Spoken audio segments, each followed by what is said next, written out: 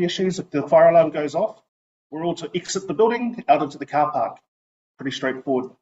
If there are any other issues that you have during the day, by all means, the staff are at both exits. Ask them any questions or any requests you do have. In terms of our online forum, we have the chat group open. So exactly the same protocols and processes as last year. We're going to do the presentations today. We'll get to the end of each section or each phase, and then we'll open up the floor for questions. That's both in the house and online. If you can put your questions online in the chat group, what we'll do is we'll collate those questions and then we'll ask them as one group as we go through each phase today. If there's anything else that comes up during the hui that you've asked, that should have been asked earlier in the piece, we'll save it till the end of the hui and we'll just do a recap of everything as well. Hopefully, if you've gone online before with us, you'll know the rules and regulations, and as always, etiquette. Please be nice, and we'll get done by midday, all going well. Any other questions in here, whānau? Kei te pai? Kia ora tātou.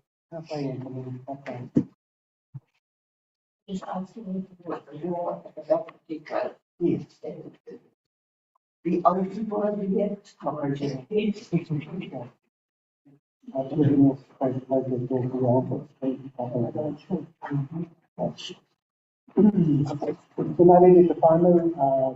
we're now going to call for apologies, and as you can see that the only two trustees that are here is myself and also Virginia. If we have a look at this annual report and we open it up, you see all the missing pictures of people, of trustees, and they're all there. So it's just Virginia and I who are here on behalf of all trustees. Does this one here fine? This one here fine? So that it gives you an indication in regards to the apologies that will come here. And just to say to the whānau that as a result in terms of other trustees who were unable to make it, it was a very, very busy time as well. As a result of the Sunday festival that was held in Ngāti, our original date for the AGM was actually set for 26th of November, and not today. But because the importance of whānau, the haere ki te tautoko ana the kapahaka, and all the farmers who went from the Pōtakiwā to Ōrākei to celebrate the importance of whanaungatanga, utahi, and even more so in coming together of our young people who have been practicing cards today. So the room and I had came to the lunch from the 26th to today. Okay, Gemma? So the apologies to the trustees are Fire Leader Gladys, Alex P. Matua George, Nathan Patuawa, also from Matua Ngāti, Fire Leader Patuawa, Pat Nipia, Deborah Nathan, and also myself and Virginia are here, and also apologies from John Marston and also from the Ōrākei representative Anahira Mori. So we'd like to add those to the apologies, and if there's any more further apologies, could you please put those hands forward if you say any more skip up? Okay. Lucy is being drafted. I think it. Yes. Okay. Lucy, happy to? Okay, Tina. Wilson, right? Right. And William as well. Bill and Given. Okay. Thank you. Okay, did we get those recording? Those names from fire recording? Cherry Christina.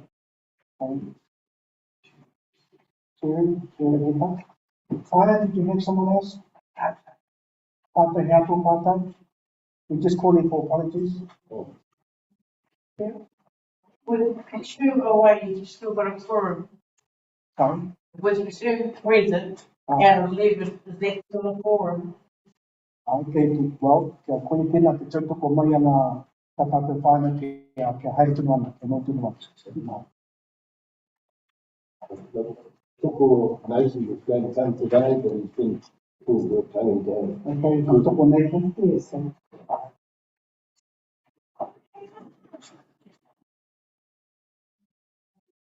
So those are the apologies that have been received. Would someone like to move the apologies have been presented and received? You move there, Matua? I move, can I have a second, please? Matua? No, I can't. Okay. Okay. Matua, kapiti.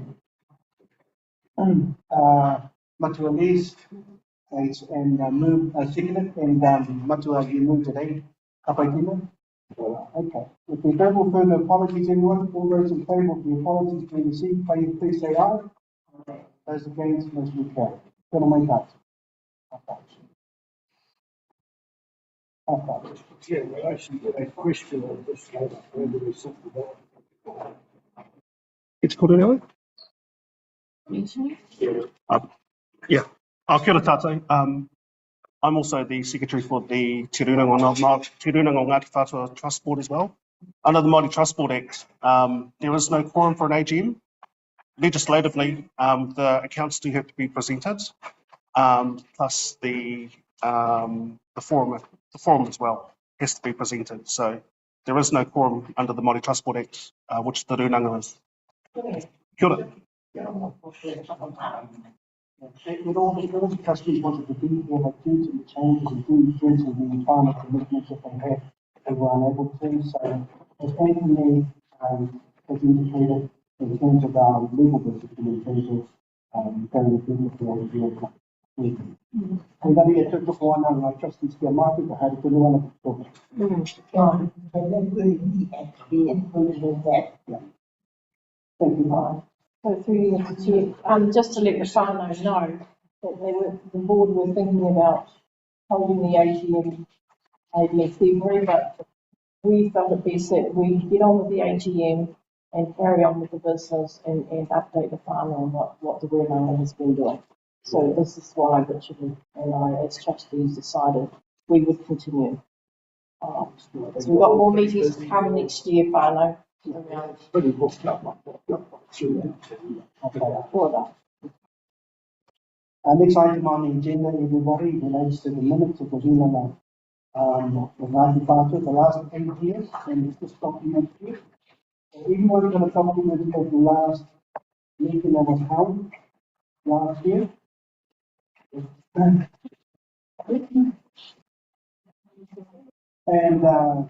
this was an online review, and this was part of the office, publicly invited. And so as a result, in terms of the minutes, we just kind of going through it, and if there's anything that you may want to raise as well, it's fine on the board. So let's go through it very quickly. And some of you may have already had a read of the last minutes. And just to go through it, and any queries that you may have, please come forward. Everybody got a copy? No.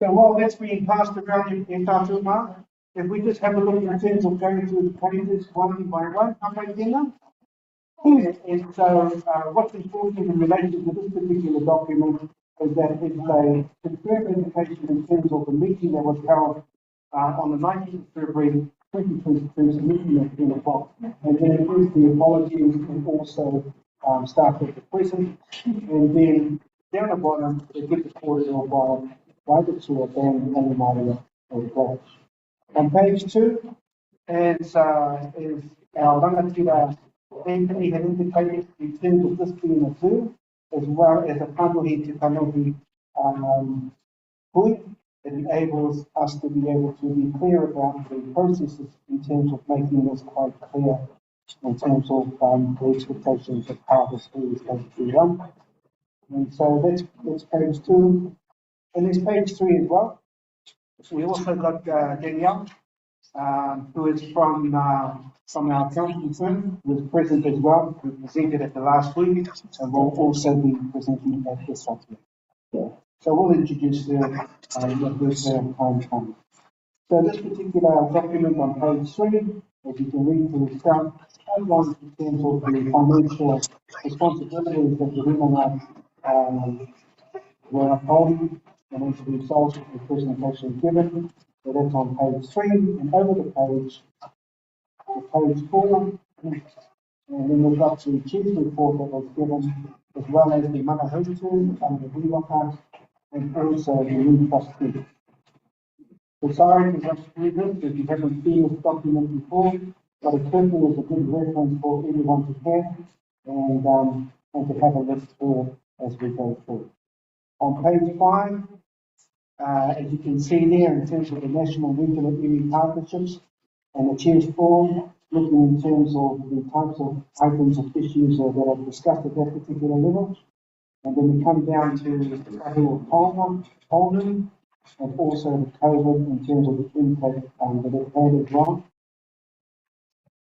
I'm going to, sorry to be reasonably short to what I'm doing, but I know you're fast readers and if there's any items that may come to light, then you may want to raise it. And I think a lot of these items too will again highlight this year's AGM as well. So we move on to from page 5 to page 6. And as a result, in terms of the last AGM, in terms of Rūnanga, which relates to the mana hautu and in terms of the report, or that kaupapa in terms of mātaka for Kaiwan. Then we come down to the Y303 2021, which is a very big item on the agenda for this year as well. And so it would be quite good to reflect in terms of how we've moved from where it was last year to where we are now, and also what's involved in the number of negotiations that our people involved have been responsible for. And it gives a highlight in regards to school properties, the position of Kawakaha Marae at that particular time, and the fisheries protocols. And number 5 on page 7, and the relationship agreements, the Pūhoi properties, etc., improvement in terms of Manakatua, historical area for significance for Ngāti Whātua, for Julia Hut, and for our people. Number 8, in terms of page 7, the post-settlement governance entity, the importance in relation to where we are on that. From that time to where we're moving this year, we'll also be given a report as a result in terms of getting everybody up to date on that as well. Over the page to page 8, overlapping claims, and certainly people have been working rigorously and trying to work with other claims in terms of positioning ourselves in the best possible position. Number 10, the Kaipara Moana 2021, so forth, and the importance also on page 8 of Marae 2021. The next page on page 9 indicates in terms of our priorities for education and the grants that have been distributed in the year 2021, and also the importance in relation to the Dome Valley of the Kaitiakitanga, and many of you know in terms of the concerns and the issues around the Dome Valley landfill and the amount of work that's been put into that area, and trying to prevent any form of any food chokes or landfill occurring there as a result in terms of the concerns for the water. Number 2, the council participation, government reforms that are taking place, which has been a huge issue way back in 2021, and it was carried on early into the year 2022, and our mana hautu will also give a report related on that. Down the bottom of the page of 9, we've had a look in terms of commercial for 2021, and we've got our commercial people here to provide an update this year. And over the page, on page 10, the agriculture and all these issues relating to what the Rūnanga has been working on back in 2021, and also will move into this year as well, with housing, the importance of Rūnanga, and also energy, which relates to in terms of the waste management and those particular resources and the technology that was discussed in terms of waste management energy. And then one will change Kenny, the whole kaupapa in terms of water that relates to the wonderful mahi that the Hā water Ngāti Whātua has been doing. And then that was probably the last item that was discussed at the last meeting. And then there were a number of questions being asked, and it gives them a detailed outline in terms of what those questions were.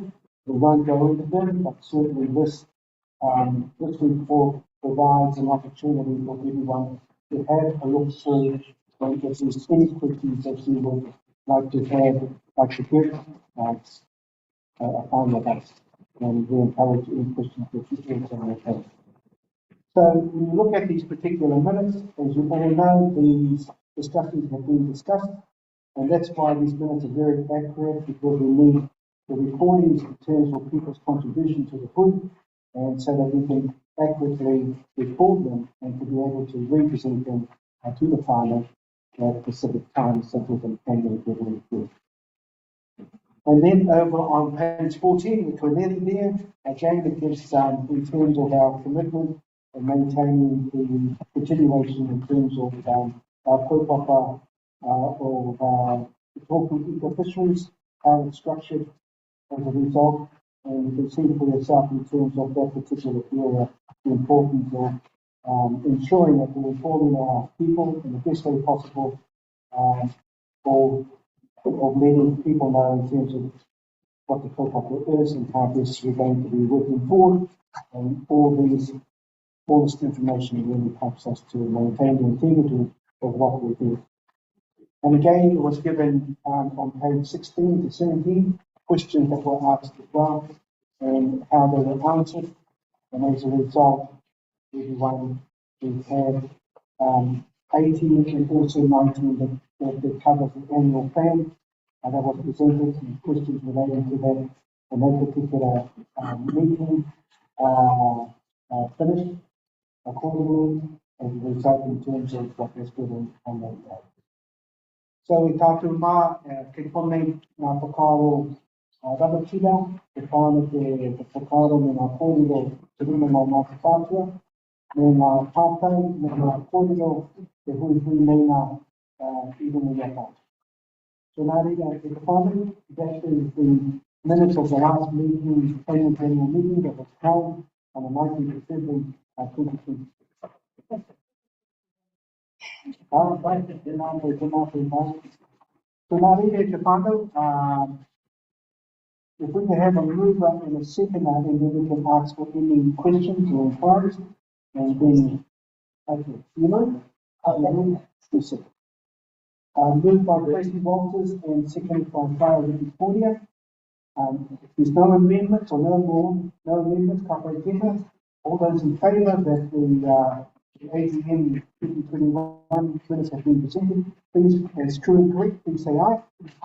Those against, motion carried. None. Are there any matters that you may want to raise, anything that may be in? I get that one query. Would it not, the person would have been on Zoom, the part and secondly, Last year. Yeah, I know that both you're on Zoom. His mum was on Zoom last year when we moved the minutes, and it was with apologies. Yeah, so everybody would have to be either on Zoom or in. Yeah.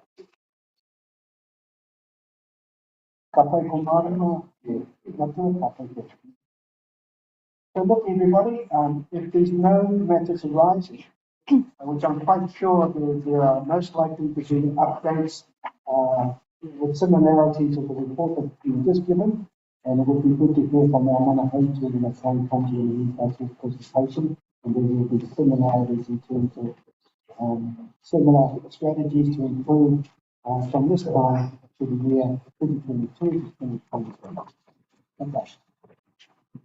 Okay. Okay. Okay. In tātou mā, we didn't open on the agenda.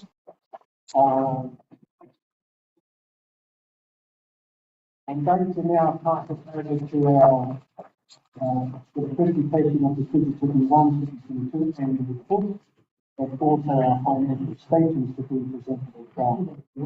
So you can't do much. I'm going to now pass it over to Danielle.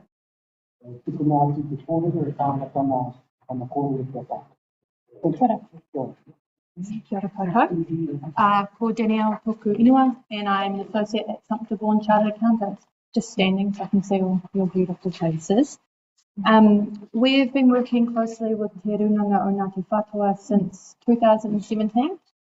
It's such a pleasure to be here today in person. It's a bit different. We've been doing them via Zoom for the last 2 years, so actually being here and seeing you all, it's really great. I'm going to start things off quite similar to how we did last year and run through the group structure to start with, because when I refer to the consolidated financial statements, what I'm talking about is just purely the legal entities, and we do acknowledge that there are a number of different groups and organisations within Te Rūnanga o Ngāti Whātua. However, their financial performance isn't reflected in this annual report. So you'll see at the top there, we've got Te Rūnanga o Ngāti Whātua, which is a trust, and it controls a number of different groups and organisations. Starting from the left there, we can see in this one here, yeah. So just what's showing up on the PDF there, it's your agenda. In the agenda way, yeah. Agenda page, looks like document here. So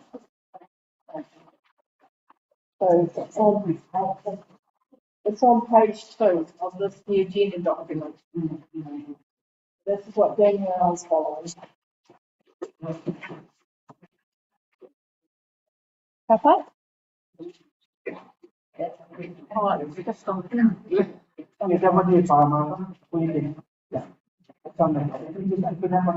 Page 2.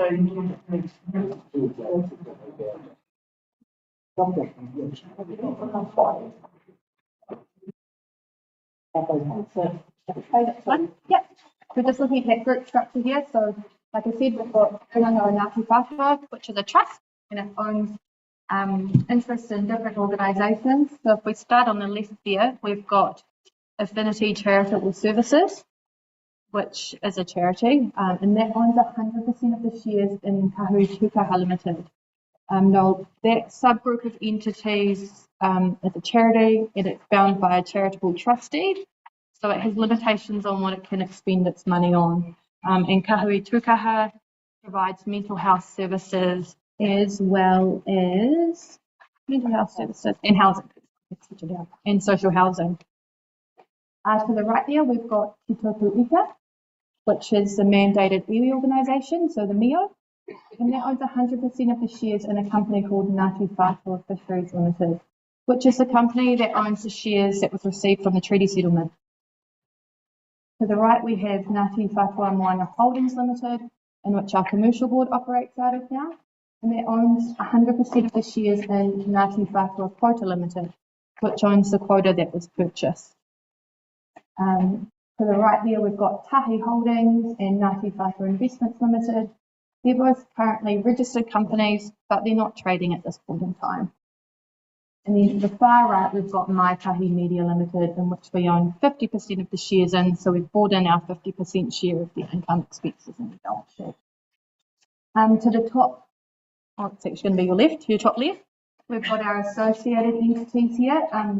They are less than 50% owned, so they are not recorded in these consolidated financials, but we do bring in our share, so our 33% share of income and expenses derived.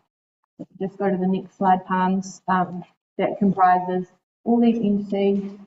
Next one comprised of the consolidated. Right, so if we again go to the next slide. So looking at the 2022 consolidated financial performance, so our income less our expenses. For 2022, our total revenue as the group was 83 million, which is up from 50.4 million on the previous year. And most of that's been derived from the increase in government contracts in Kahui Tukaha Limited and Taha, which is part of the Rūnanga.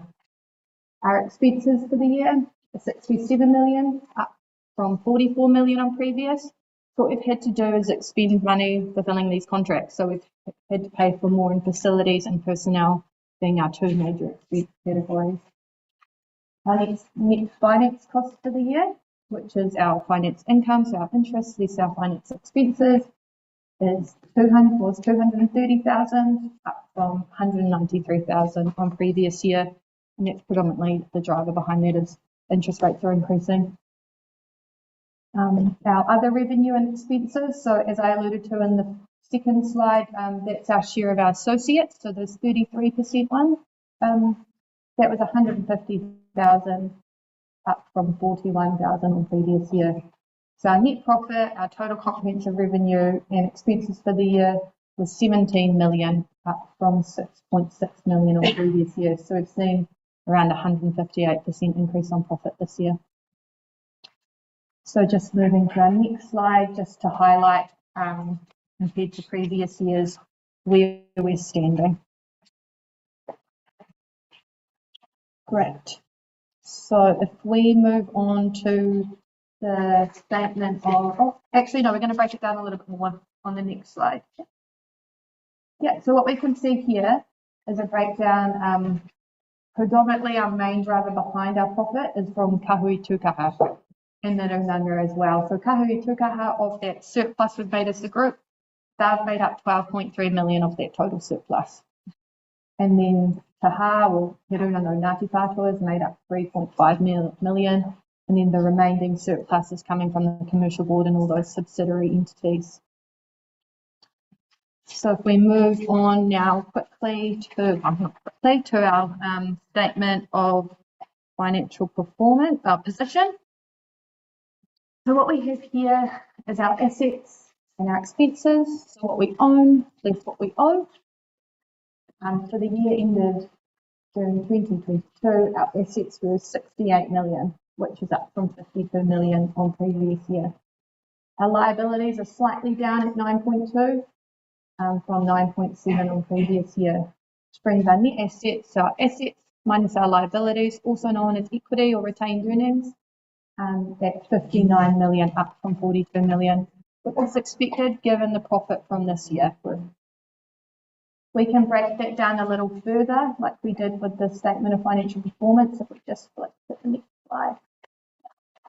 And like with the profit and loss, kahui tukaha owns around a little bit more than 50% of the total group assets, followed by the commercial board and then the Rūnanga.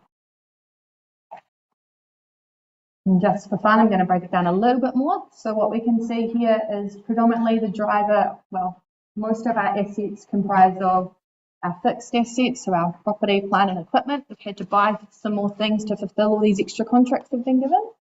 Our quota shares, which are revalued at market value every year. Our debtors, so all the people that owe us money, which we're recouping. And then our cash and cash investments.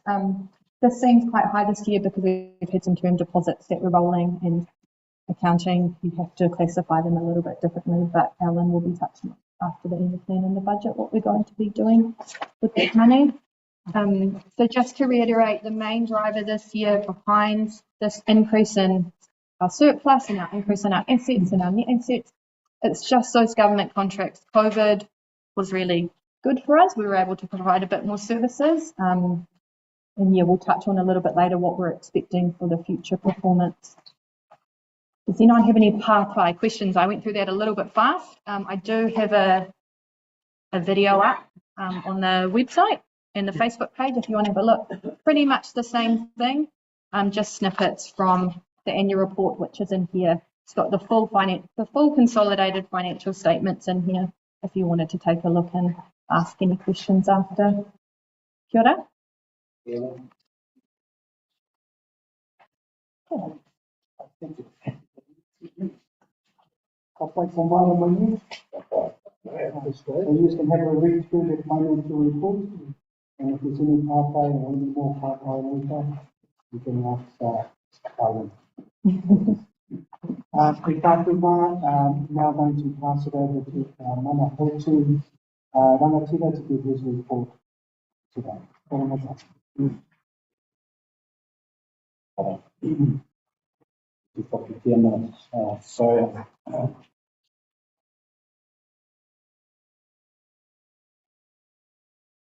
Mōrere ki rōria ki te atua the Mamarino to when we were probably taking up a tour. I've been up with I'm not sure whether to be standing up or sitting down. I guess with all the technology that we have today, going online, I've got a camera sitting at me, speakers sitting over here. I'm not sure whether to stand up or sit down, so I'm probably going to sit down and give my presentation today. Sort of feels a little bit unnatural. If I could just begin by saying that it's been quite a hard year. It's like all the other years, really is a hard year. But I think we've managed to get a good result at the end of the day. We look at the sort of numbers that Danielle was talked about, progress making overall. That's what I would call a good result. It wasn't all that long ago that we actually had our last AGM. I checked last night. I actually totally forgotten all about it, but it was in February this year, so it was only 9 or 10 months ago that we had our last, and it was only late last year that we came out of COVID. So I think it's important to remember that because it sort of provides backdrop and context to the environment that we've actually been operating in. So it's not only hard for Rūnanga, it's actually been hard for all of our PhDs and all of our whānau and marae. We can flip to the next slide. Just to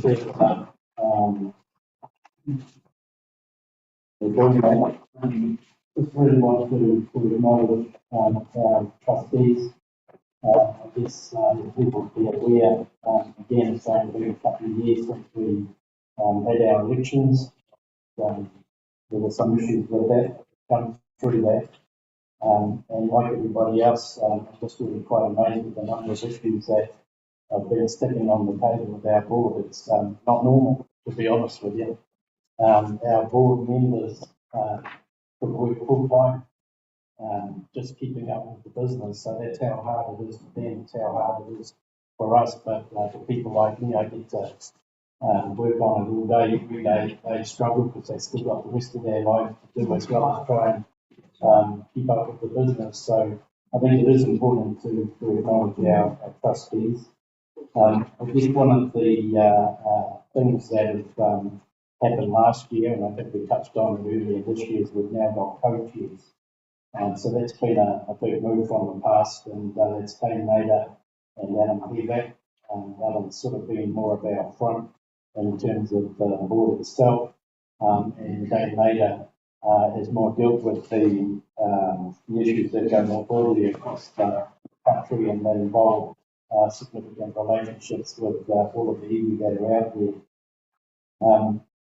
I guess the other thing probably worth noting, we might have touched on it earlier in February, is that as a result of our elections a couple of years ago, we did a total revamp of our database. So just really want to acknowledge all the PSPEs that helped us overhaul the new database. So it's all up and running now. I'm quite pleased to be able to report that.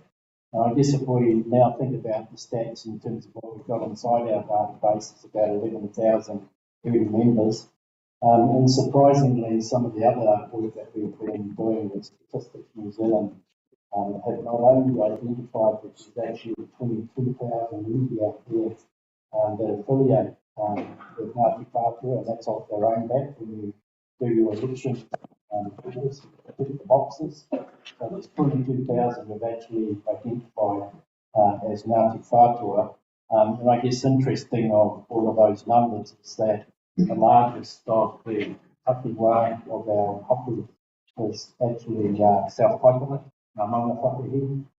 So they have the highest population of Ngāti Whātua based on the data that we've been able to pull out. So there was a lot of work in doing that. But anyhow, just to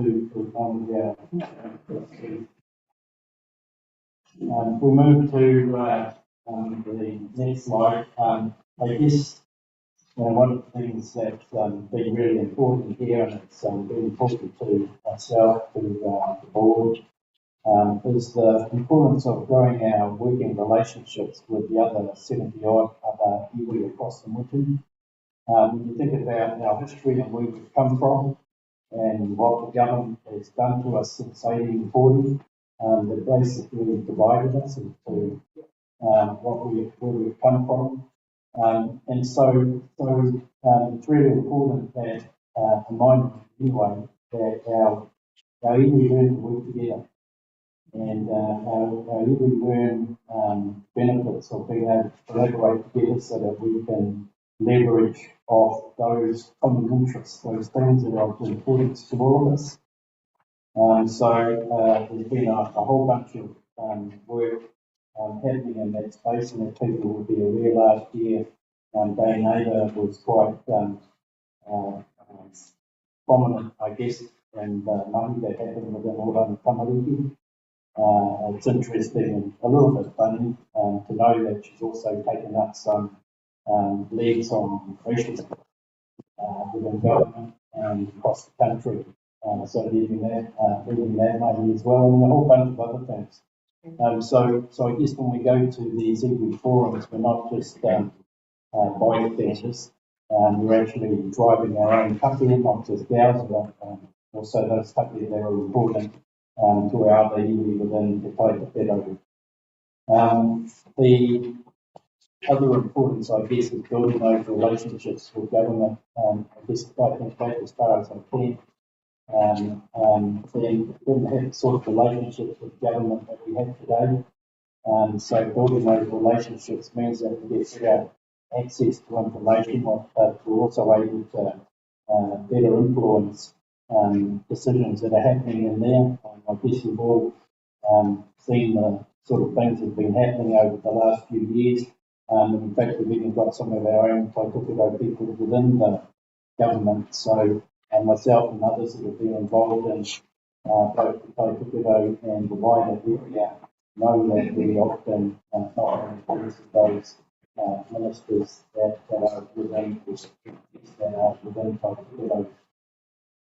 Another area, I guess, just we're touching on a little bit is government reforms that have been going down over the last 12 months, 18 months. They're quite important when we look at the likes of free waters and what the potential implications are of that on our own people, particularly when we talk about our individual whānau, our marae, our hapu, and think about what the implications are on the cost of water, on our waterways, on the potential for government people to diminish some of our rights that are associated with the Māori Way, all those sort of things. So it's really important to make sure that we stay on the back. Also, when you think about the RMA reforms that are going down right now, there's just absolutely so much potential for us to be undermined even more than what we have in the past. So it's really important, again, to make sure that we bring all our collective strength from Taitawhero, put that into the iwi Chairs Forum, and making sure that we're able to make better headway. There's no guarantee that we'll be able to pull off everything, but at least we're able to put our best foot forward. And when you look at those that are working at the coal face on some of these issues, there's not a lot. And one of the key issues is making sure that our people are resourced to be able to participate in those forums that exist in Wellington, because whether we like it or not, that's where the decisions are made. So we need to try and do everything we can to influence decisions. Just lastly, on the national front, one of the opportunities that came out last year was the ability for us to do a data hub project. So that was a joint venture between ourselves, the Rūnanga, Ngāti Whātua, the iwi Chairs, and Statistics New Zealand. So when I referred to the data earlier on, about 22,000 hui, that was through us mining all the data that's currently sitting with the government to get those things, that information, those statistics. I think also worth mentioning on that data hub, the main driver behind everything that we did in the app was more around So housing underpin and what we were doing. And just to highlight, so I'll probably talk about it again, when we think about our social statistics, if I just look at Taitokedo overall, we have the worst statistics, social statistics in the whole country. So it's really important for us to think strategically about how we begin to fix the problems. And it's not a quick fix, it's something that's going to take a while for us to get there. But if farmers don't have a home, or they have poor homes or old homes, that's not good.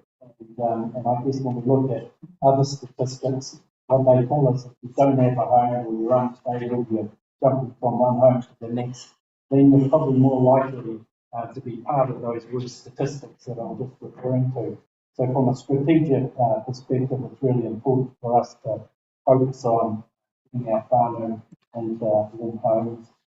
We've got an idea about how many of our own agricultural of the farmer might be in that position, but our strategy, housing also goes more widely across whole Taitokedo, so we're looking after our iwi neighbours and Ngāti Whātua that are within our rohe, which is all consistent with the values and principles that Rūnanga stand by. The total tonui, again, when I first took out my role back in 2019, tonui didn't exist then. It was Tamukuga, which was the group that was there, and it was very, very up and down in terms of the money that was doing. But there's nothing like a crisis to bring us all together. And in 2020, in the first quarter, we got hit by COVID. And that pushed those that were involved in Namukuda and the wider Taitokedo to actually form up recovery holding. And from my perspective, my experience is that we were first off the block in the whole country to actually move into the mode of dealing with COVID. And I have to say that if I look back over the last 2 or 3 years, that's probably been the main catalyst to bring the whole of Taitokedo as close as what we are now. If you have the opportunity to sit in the room with either the chairs or the CEs, you'll see exactly what I mean. So there's a lot more unity and working together and leveraging off each other to do what it is that we want to do. So again, at that level within Taitokedo, we've dealt with housing, different reforms, and even things like agriculture. And in fact, there's a whole bunch of things that I haven't even touched on here. We just don't have the time to do that.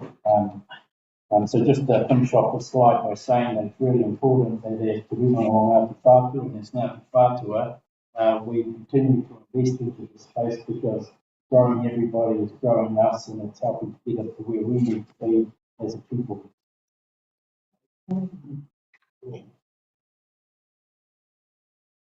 Tōjina, e mihi nui atu ki ako. Me ngā whaia ko te tūmai, e mihi nui la kia koutou, taina mai, a ka hari ake te ngā koutou taina mai koutou ki waira nui a tātou. Nā reira mihi whakatau ki a koutou. Just thought I'd give our chief executive just a bit of a rest.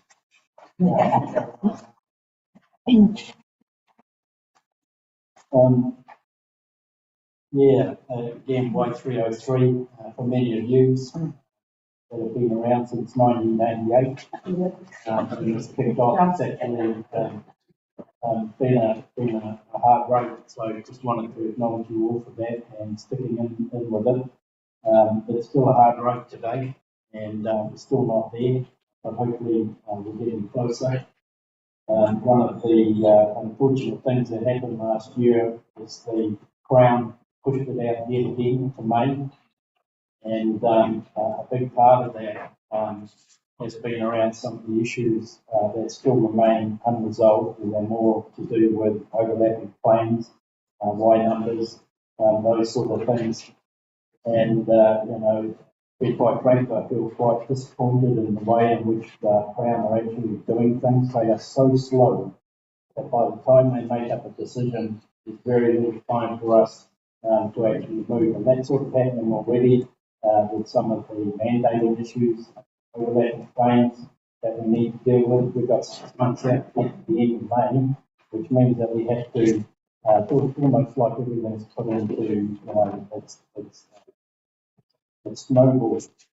It's snowballing into everything having to happen at the end. So haven't got much nice things to say about the Crown in terms of what they're doing for us, so they need to be more supportive. Having said that, our lead, as you know, is Tommy Tarangi, and Tyrone Raumati is our other person that's employed to manage the claim and support it moving forward. There have been things that have happened along the way since last year that have improved the overall package. And hopefully, once we get to the end of this process, it will look a lot better. There are issues that we still need to sort out. I've got up here in terms of the money couple agreement, so we're still working with Ngāti Whātua around the prospects of being able to improve the current arrangements and the post-settlement governance entities that I've put up here.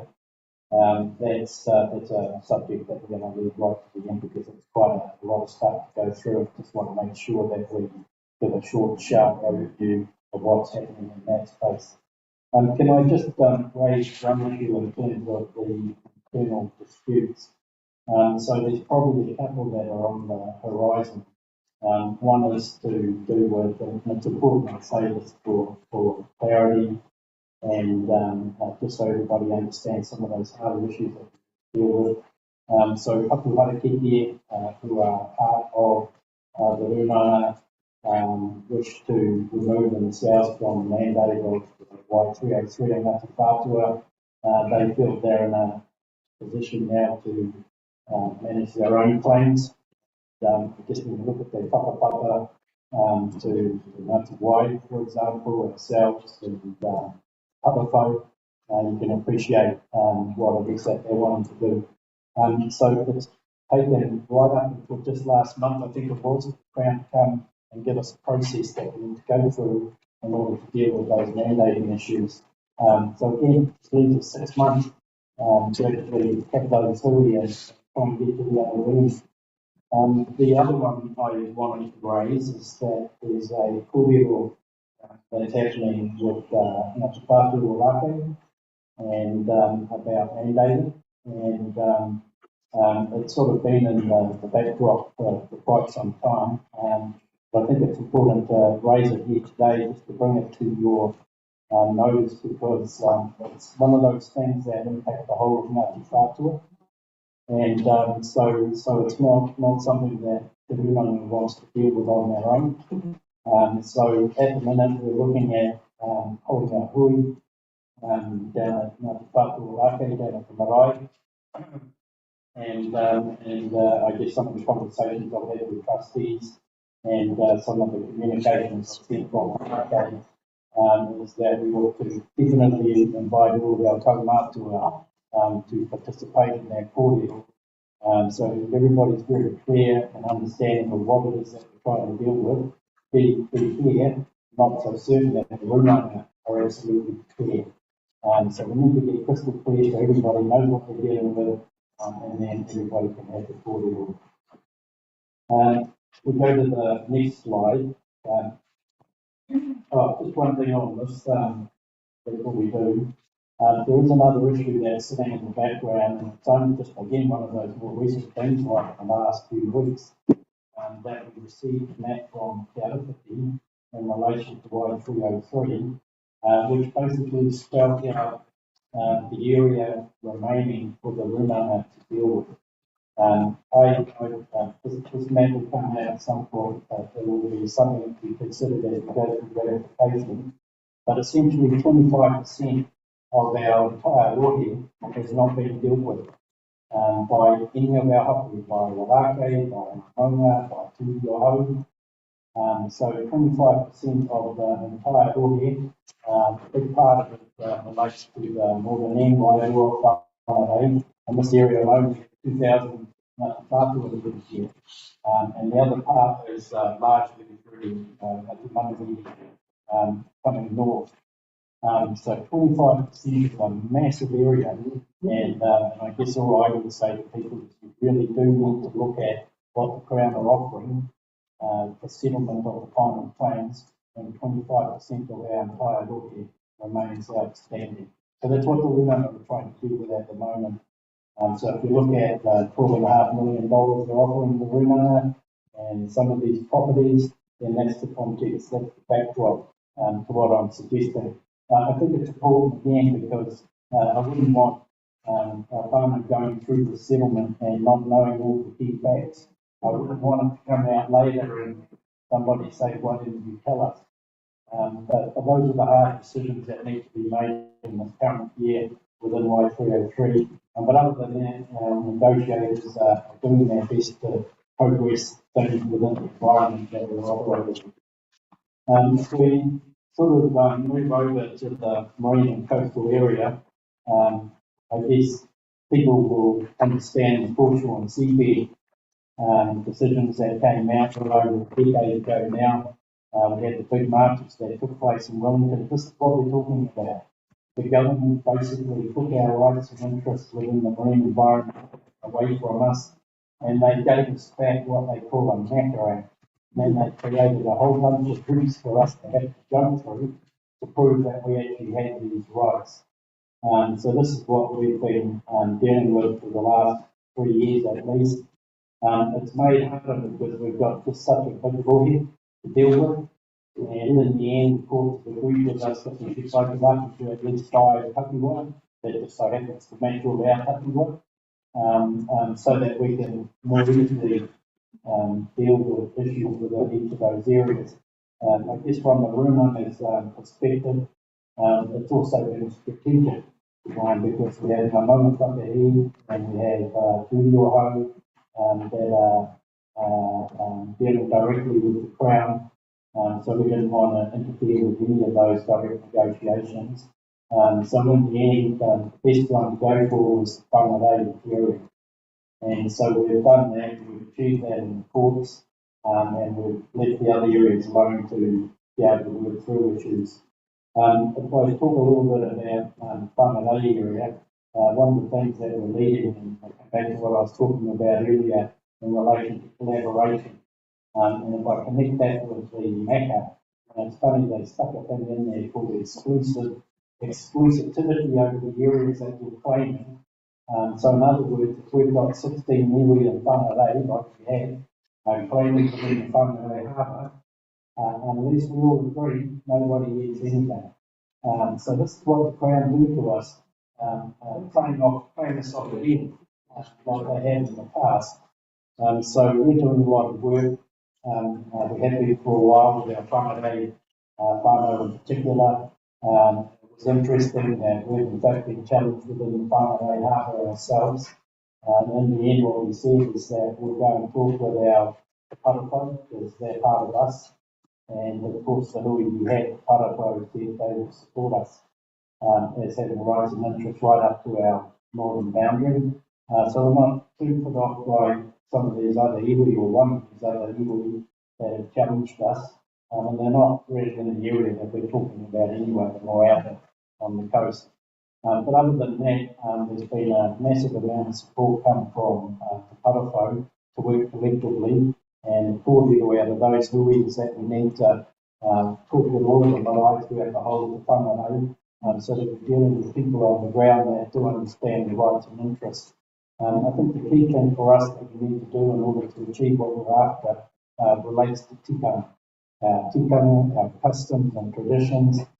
So if we're able to articulate that with the other 16 iwi hapu within Whangarei Harbour, then we'll also be in a position to tell the judge what we want. So unlike some of the other hearings that have taken place down in Papatoria, where all of the iwi and hapu women on their own, they had a big scrap in the court, and now it's all in appeal.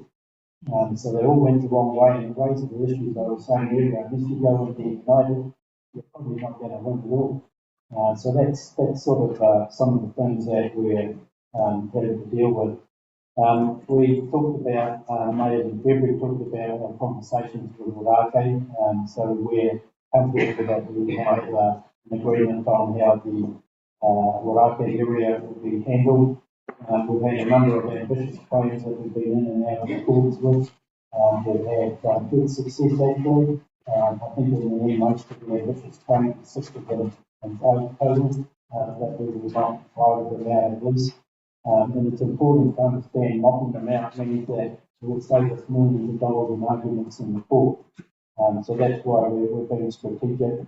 And being strategic and taking initiative means that we have to spend our money up front, not spend it at the end, and it gets even bigger because you didn't do all the things you should have done at the start. So just understand and see how much money we're having to put in legal fees and court cases and stuff. It's trying to be strategic and taking initiative to deal with things more up front. Last year we've been engaged with Ngāti Whātua. We feel to say we've still got more court to go in terms of how we deal with the whole of the Ngāti Whātua area. One of the things I would say though, and it's sort of more come out since we've been talking to Ngāti Whātua and people in the Whangarei area, it's really important for our hapu to be a big part of what happens in that space, and even insofar as the openings are concerned. So they're not really things for our corporates to be holding on to. I think the corporates will have a role to play, but ultimately it's the AGM on the ground that look after the whenua and the moana. Is where we should be thinking. Exactly what that looks like, I'm not too sure, but that's where our thinking is getting to. Same with Te Rōrua, there's still conversations that need to be had with them in terms of our rights within the Northern Wairua area. And as you know, we've had the big battle that took place there with Ngāpuhi. We've got our parasites, our waitapu that are up in Manganui. We've got our marae, our three marae that are up there. So it's really important for us to maintain our interest in that part of the world and maybe untangling some of the things that have happened in the past with Te Rōrua. So those are conversations that are still in place. So I guess the key thing here is 46 applicants throughout our entire area. So it's been a really busy job. We haven't actually had anybody dealing with it other than myself and Tommy and our lawyer. So we don't have a lot of capacity. I'm really pleased that hopefully at the end of the next week we'll be appointing our manager to actually lead our matter claims. And that's really more free us up. I think from my perspective, I shouldn't be getting too tied up in the detail because you sort of recite the strategics. So I'm probably better to operate at a higher level and have other people that are doing all the groundwork. If we can go to the next one, Tom. This one here, I had an art that I wanted to put it up. And if I can just begin by saying that so far as our marae is concerned, I want to put education alongside that. I just wish that we had resources that we could put into marae and our education space because it's absolutely so important. But when you look at the overall picture that we're having to deal with, you have to make some really hard decisions. And so one of the reasons, for example, why we want to finish off Y303 is that's a bit over $100 million that we can then push across and start putting into these other areas like our marae, like our education portfolio. But having said all of that, it's not as if we haven't done anything within the marae space or within the education space. Again, we came off the back of COVID, so the year that we're actually talking about, which isn't currently, in the last financial year, starting June last year to 30 March, April, May this year. So that's the period we're talking, and I said earlier on that we didn't come out of COVID until late last year. All of the previous time, Anthony was online with our marae every week, making sure that communication lines were open. We continued to make sure that our marae were connected, and a couple of the other things that we were doing was around insurance and surveying our marae, I guess in preparation for when we've got enough resources we can then plough into it. So I just want to send a message out to the marae that we haven't forgotten about them at all. We tried the best that we can given what we had, and capacity. We don't have a lot of capacity at the end of the day within the Rūnanga. We do within some of our bigger subsidiaries like Te Ha and Kahui Tukaha. They've got a lot of people that work in that space.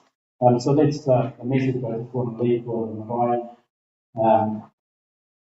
If we go into the Kaitiaki whanga space, this has just been a really hard area where we haven't had any capacity at all. The only capacity we've had is what was money that I was doing, and we just really can't stay on top of this. I am pleased to say again that we've managed to find a very good person, Peter Paniora, who now works for the Rūnanga and leads our Kaitiaki Whātua and Natural Resource Unit.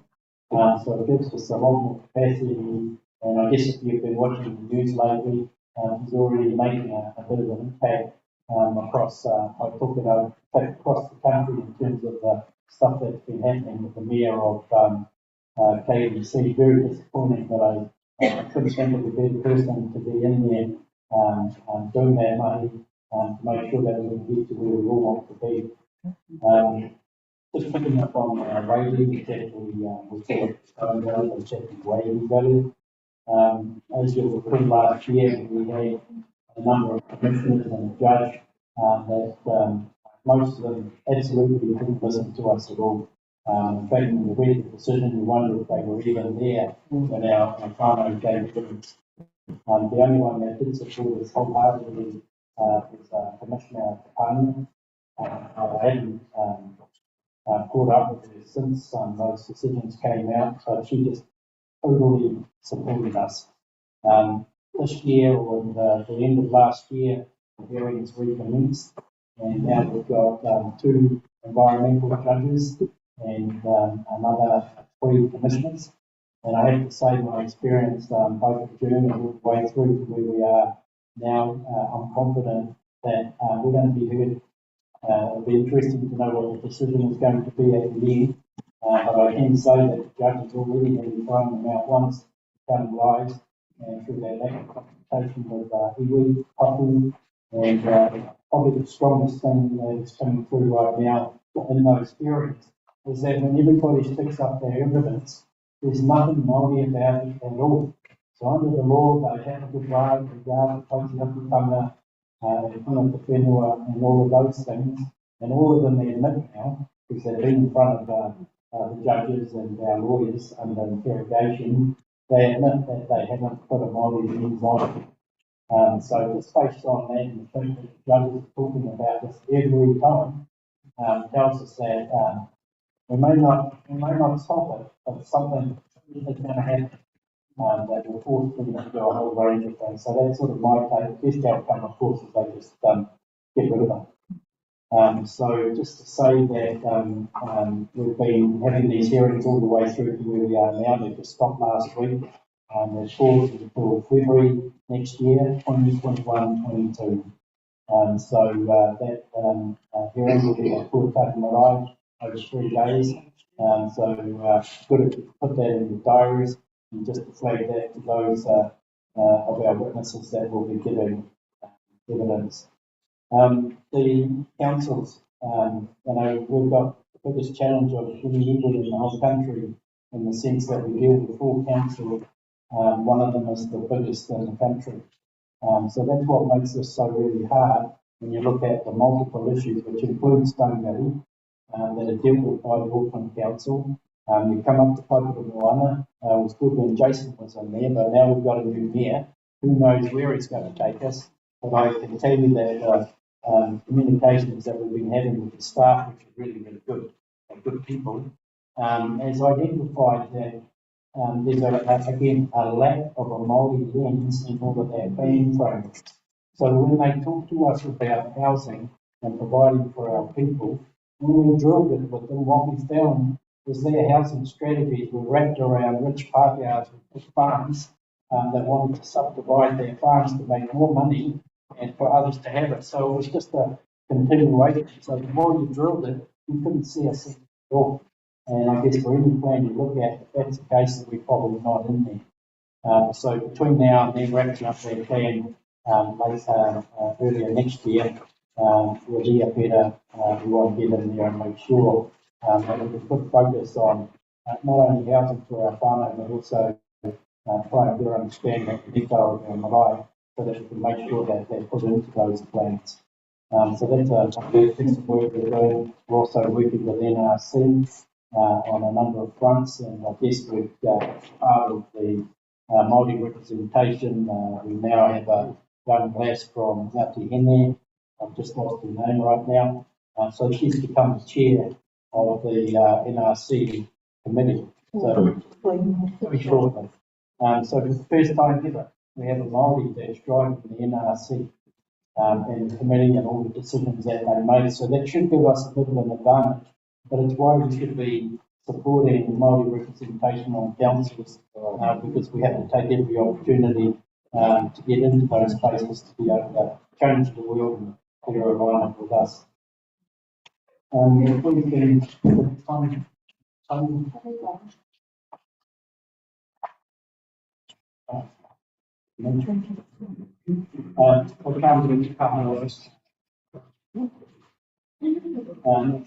can't say enough about our subsidiaries, our farmers that operate within the whole space, both Ngāti Whātua and Te Rūnanga.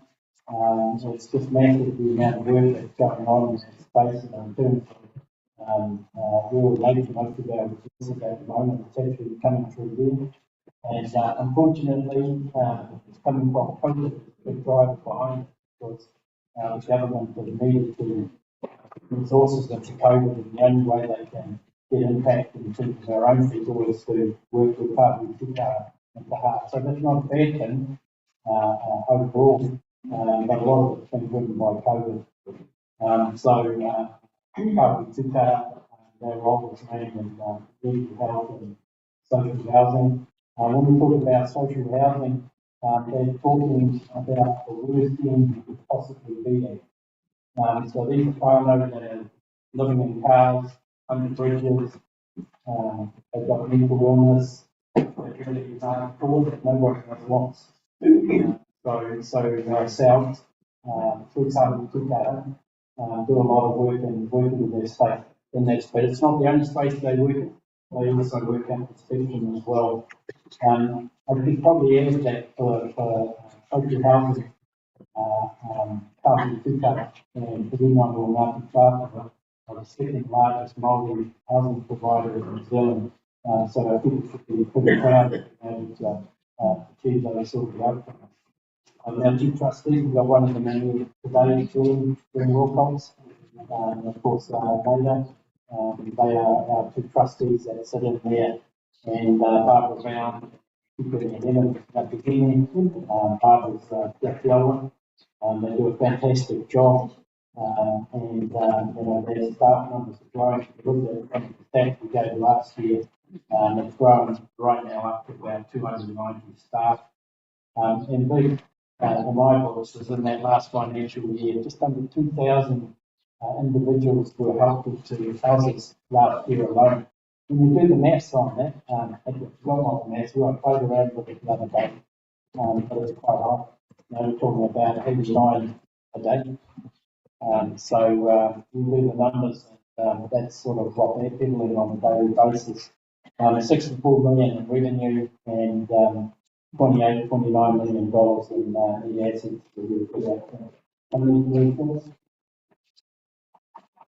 again, just to say that Te Rā again, they provide most of the resources that come into the Rūnanga. So it wasn't for Te Rā right now. With a lot of the resources that they provide, we would be able to do things that we do. So just to make it clear, when I look over at Ngāti Whātua, a lot of the money that they do is maybe reinvested back into the money that they're doing. They support us in some projects, and we'll probably increase that over time. But Te Rā do most of the providing for the money that they do. I'd say that Oh, kia ora. I was just thinking, I was just going to say that it's been going for 28 years and there's obviously been a lot of people that are involved in bringing it through to where it is today. All I can say is it's been an absolute success in terms of where it's all at and our farmers that it's serving right now. So I guess at the end there's been a lot of good work by a whole bunch of good people to bring it along where it is. So we're operating across 5 buildings, 146 employees, with 80% of them being Māori and Pacific. And importantly, we've got 1,660 clients that are being served by Taha. Massive number of different services that they're involved with at the moment. And as you can see, it's not only everything's within a whole context. But it includes corrections, education and social services. So all of those things have this whole component to it. So they're doing really good money, and as Danielle said earlier on, they've contributed 2.53 mil to the Rūnanga revenues. And then the next slide, please. Getting to the end, close to it, our commercial, led by our commercial board. I'm pleased to say we've got quite a few of our commercial board trustees, directors that are currently in the room. Glenn Wilcox is chair. I don't know if the others want to stand up, but I'll just let you know they're sitting in the room. Yeah, we've got Brad over here. We've got Tracy, who's our manager, as everyone knows, and we've also got Virginia, who's one of our directors as well.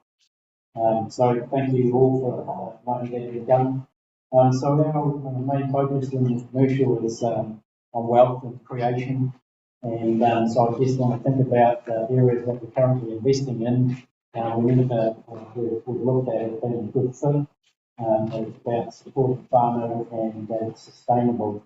So when we break it down to the top 4 investments that we're investing in, the first is our fisheries, and as you'll hear later, getting a 25% return on our asset allocation, probably better than most areas in this country. So we're doing really well in that respect. Housing, I've already talked about why housing is so important to us. So even when we're dealing with social housing and sort of arrangements that we can have with the government, that's still a way in which you can create wealth. So that's why our commercial board are in there as well. It's also why Kaha and Tukaha are in there, they're doing the same. And then we've got agriculture. We've talked previously about a desire to invest in agriculture, particularly within coconut. But we've also got a lot happening with all the other whaikato iwi. So we're a big lead and part of the corridor that's happening within whaikato on how we can advance agriculture to benefit everyone. Again, if we're operating together, we're leveraging each other, then we're going to get there sooner. It's really hard with Ngāti Whātua trying to put in place all the infrastructure on our own to do the sorts of things that we're talking about. It's best for all of our whaikato we put in place the infrastructure that we can all use. So besides thinking about supporting our marae and our whānau that have oyster farms and paipara, we want to look at how we can expand that across the area without causing any impacts on siltation and things like that. We want to look at mussel stack collection. So we go to some areas in the coconut and even on the outside, they're the best stack collecting areas within New Zealand. We know the science. And then, of course, the government have a priority on agriculture, both inshore and offshore. So we're currently working with them and councils to try and figure our way through to a point where we have our own farms. And of course, with agriculture, it means that we can create not just a few jobs, agriculture can create hundreds of jobs. And so that's one of the other drivers that are sitting behind what Rūnanga Commercial Board is doing. And then just lastly, Rūnanga, we haven't done a lot of work in that space in the last 12 months, and that's mainly been driven by our capacity being shifted into other areas because of the environment that we're operating in. But we definitely haven't lost sight of the opportunity to operate in Rūnanga. So I think I put up a stat noting last year that if we look at the alternative medicines on a global perspective, the size of that market is $256 billion. So we need to think about how we can take just even just a little bit of that would be nice. But again, we think that Rūnanga has potential within the whole of Tautoko to create hundreds of jobs, bring back tikanga and customs and traditions that may have been lost, and sort of to revive that whole area to our benefit. Next one. Yeah, so that's just the last one. I guess any questions? Any part-time anymore? Yes, I do. Sure. Apologies for this. My question is regarding the Māori, and I appreciate the point you made around that at this point of time, there is not quite the rule, but resources and available issues. Does not lead to a public strategy development, because what is missing, we work ourselves very well, phenomenal. We work very well. However, there's an opportunity at the level to create a space that they're highly dependent to bring us to together. It's about helping development, because we are only good as we might put on the project curriculum and our guidance, and we then look across and wonder how we can support our others. We are limited on the gratitude of our people resource. However, I think there is another level of connecting the dots. And I'll tell you that to your heart, say it now. Is how am I to my view and see what we can do to lend support to the Ngāti Whātua. We're now entering into that open space, and we have whānau that work in this place that will lend us a voice to what we are trying to achieve. So when I see that I MC goes on to the this is about helping development and giving us the ability to have a voice at that level. Because I think it's less opportunity. Then the other one we talked about, and perhaps as a question to the trustees of Ngāti Whātua, and excuse my ignorance, but I'm just wanting to know what is the relationship of Ngāti Whātua to the housing entity, if you like. Because I'm starting to understand and see what the opportunities there are. And this is, and apologies because I'm making questions or comments, is the one one, as to how it will. And I'll make it here on behalf of India Truffle and the private of India. Would like to acknowledge the Rūnanga Ngāti Whātua, their heart and their staff for an amazing day and an honour for us to host at the Kaumātua. It was the memory of a parole, did it with the labour of love. But when you hear and attendance, I know what I do. And that's why I'm very doing the life for our people. But I know what I do.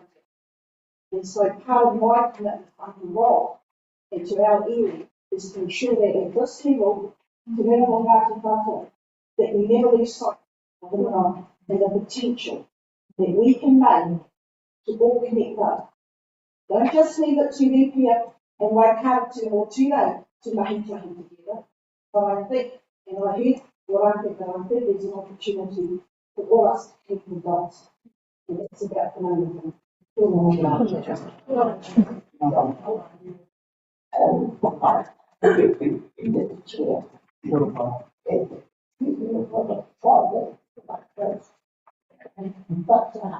talk about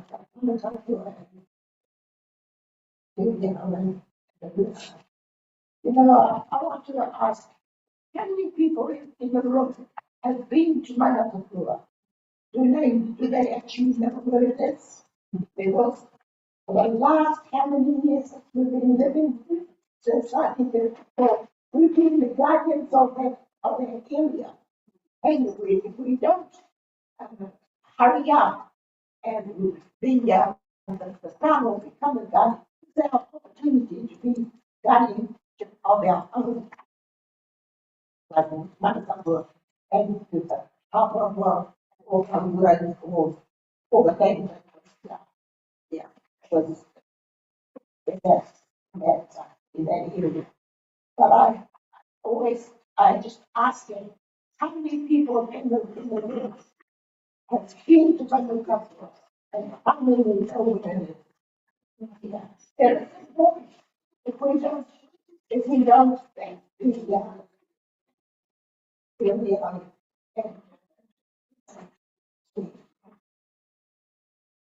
Not only something ownership of area, so you need to be on the board. I have not been many more years ago. I was like, yes, that's why I tell you what, I'm the person that you make the cup of tea for the members of the they said fire. And then and I'm still here. And although I don't actually love, I don't love, I get the money. But I think people that are going to take on that, to make the Rūnanga of this, everything with my other son, who did the settlement drug 14 years, and of course, I have convents and of Southern town. That is the one that is looking after the village, and he is very, very concerned that an opportunity will be lost. So, we got to go to South Lake, yes, and see that's the it's an ending phase of the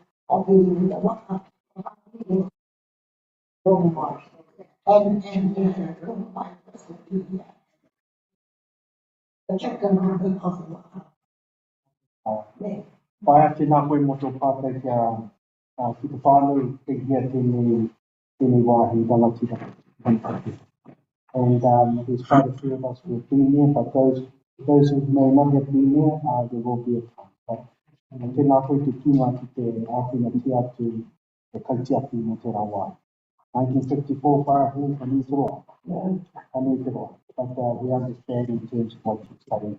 And those of you who don't know, may not know where it is, just come and see me. We were brought up there. Tēnā koe whae mo tēnā.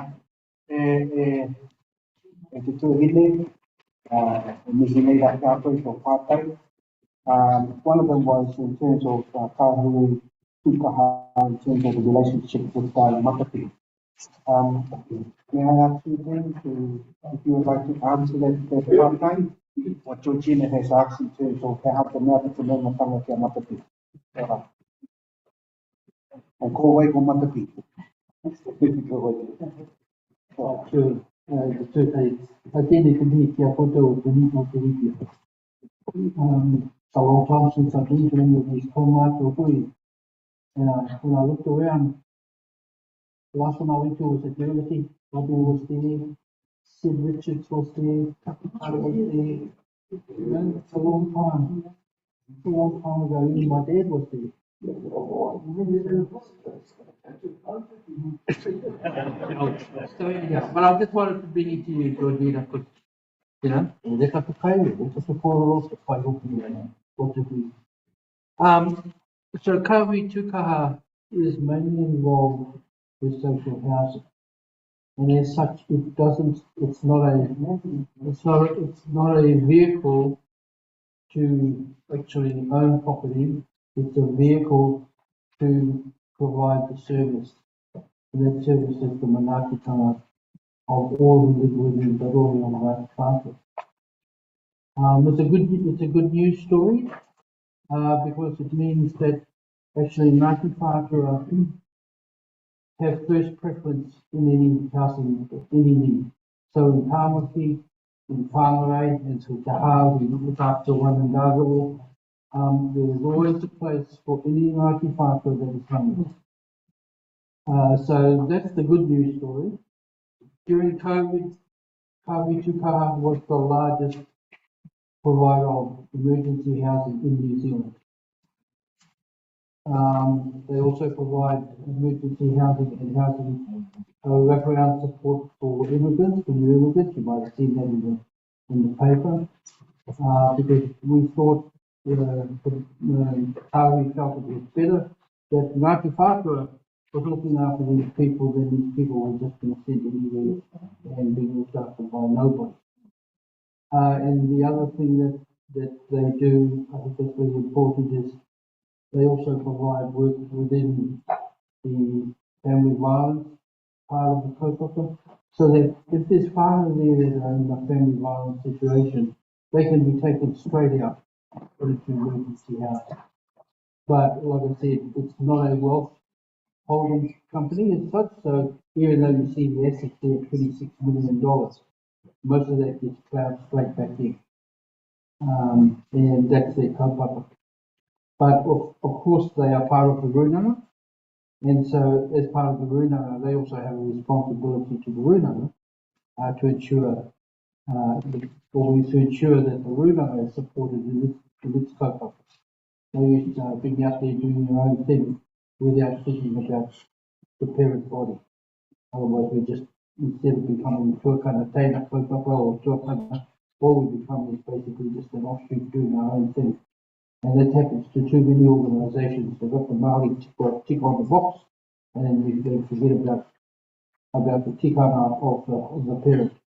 So that's the process for Kawi Tukaha. So I hope that explains why we're not involved so much with Matapeki. That's done more to the commercial board and more to the Rūnanga. But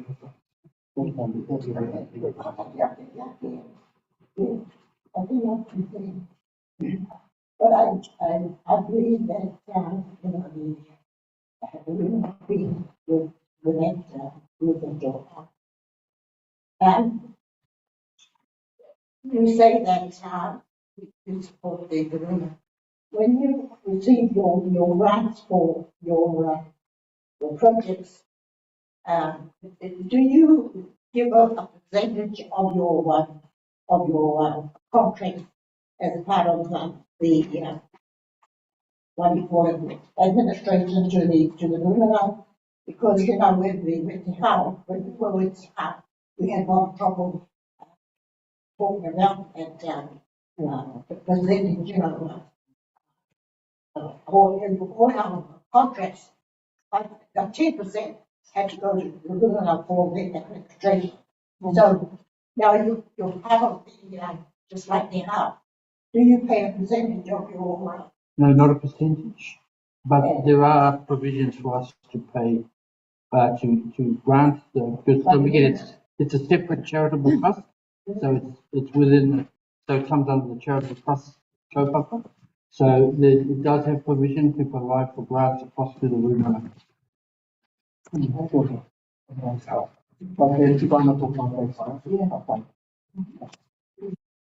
we looked at it.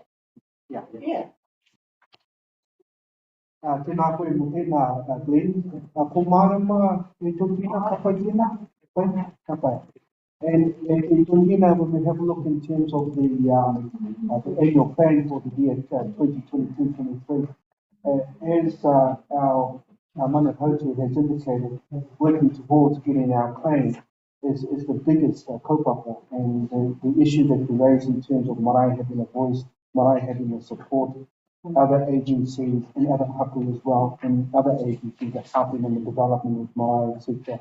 We're trying to do our contribution as well. But we know that in terms of finishing off this 302 phase, will put us in a better position than where we have over the past to be able to continue to support marae.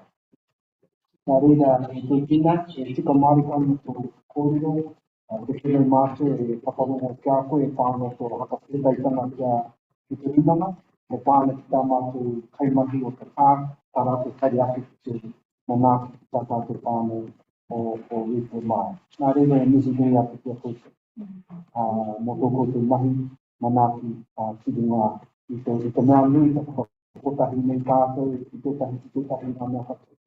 And the views in terms of working together with Aroha and the potential in terms of not only looking at what mahi we're doing in your particular area with our marae, but extending that even further and encouraging that. And certainly it's been at least 2 years to 2.5 years since we all had a hui like that, and to have Rūpia host that hui yesterday for all our whānau was marvellous. The kind of I don't know where you got your feet from, but nā reira e tō tēnā coming to me hapu. Nā reira e te whānau, ka haere tunu ana te kōpaka. Just like to pass over to our Ngāti Whātua to make the necessary recommendations, and as a result of our quarterly and partial So the recommendation is that the annual report, the financial report, period 1 July 2021 to 30 June 2022 be accepted. So we'll need a mover and second that. Yeah. Liz, papai tēnā, and a mover, can I have a mover please? A second, I'm sorry. Yes. Okay. So moved by Fire Liz, and seconded by Ngāti Whātua. In terms of the recommendations put forward, all those in favour of the recommendation, please say aye. Aye. Against, motion carried. Thank you very much. E tātou mā, the time now is 10 to, hang on, 10 to 6. Of course,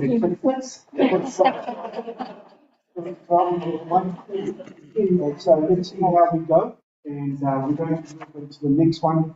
Does anyone want a quick break or something?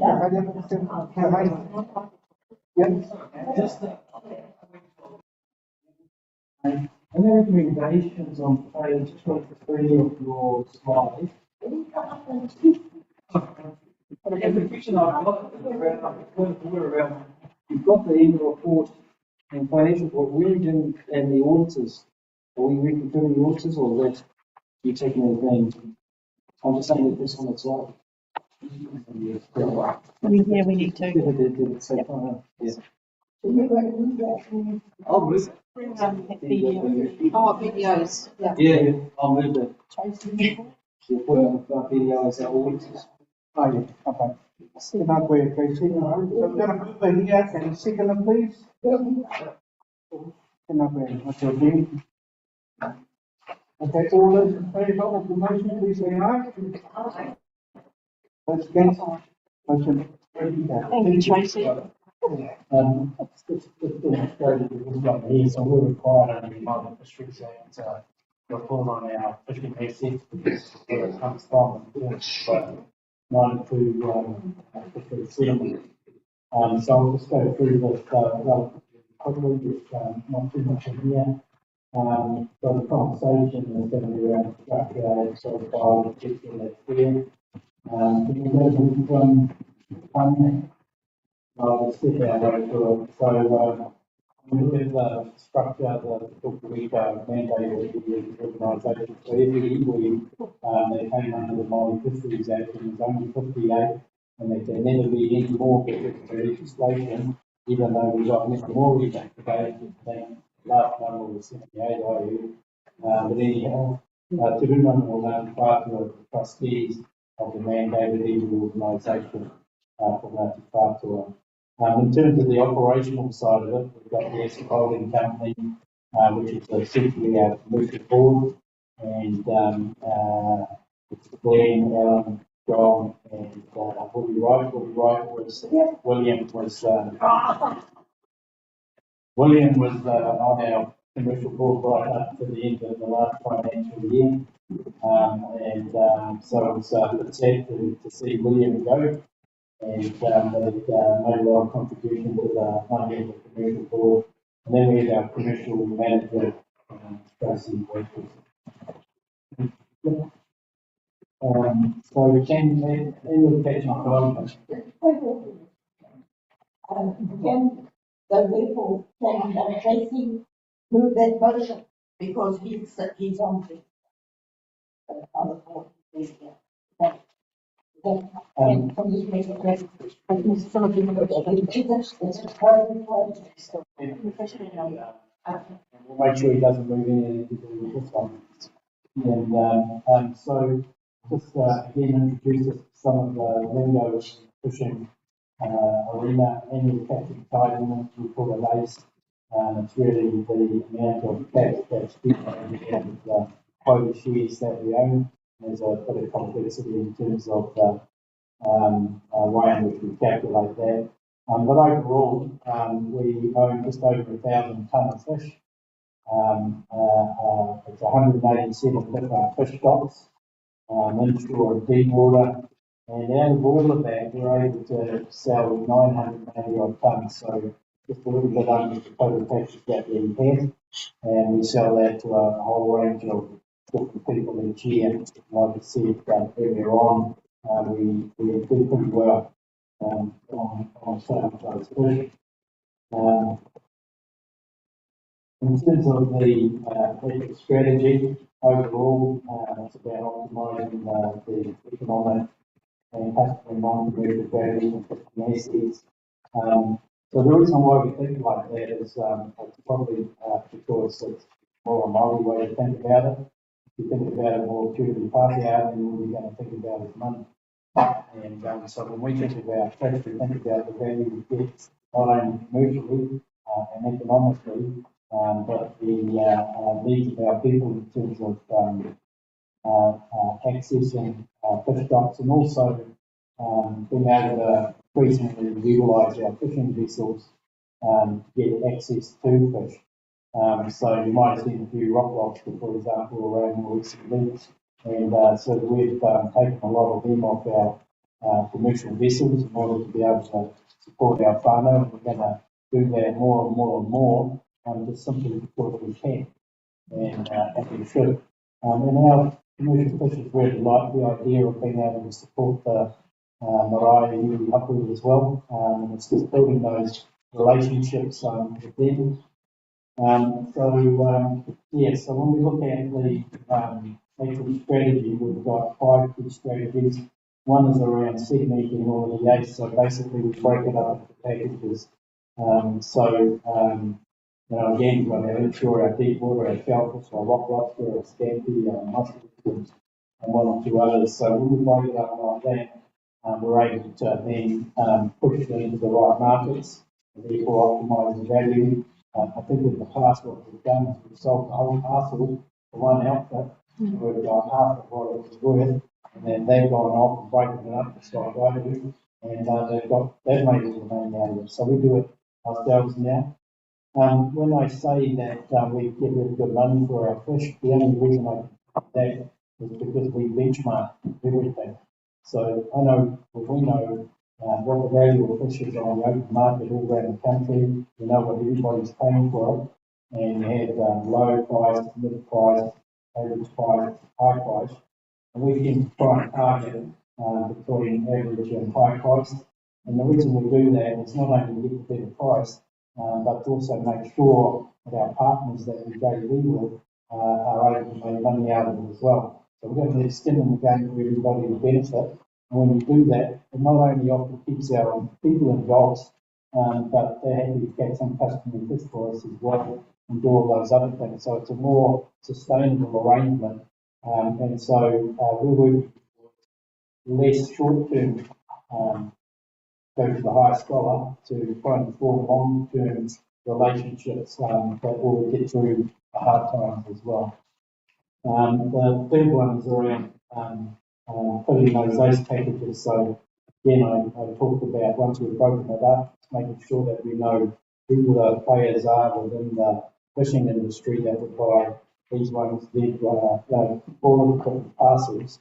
When we can get that right, then we can optimise the value because we take all the middle people there.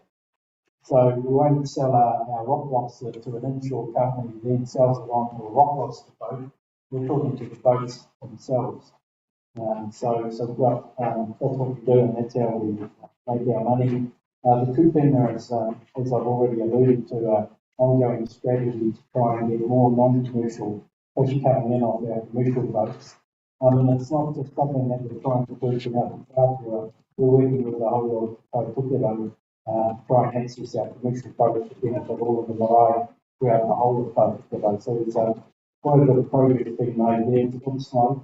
But right now we have the opportunity to partner with Moana, New Zealand, of which we own, of course.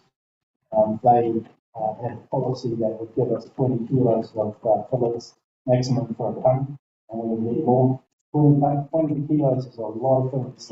It's a good couple of hundred people out of that. So we're able to do that with a tonne now. We decided to go down.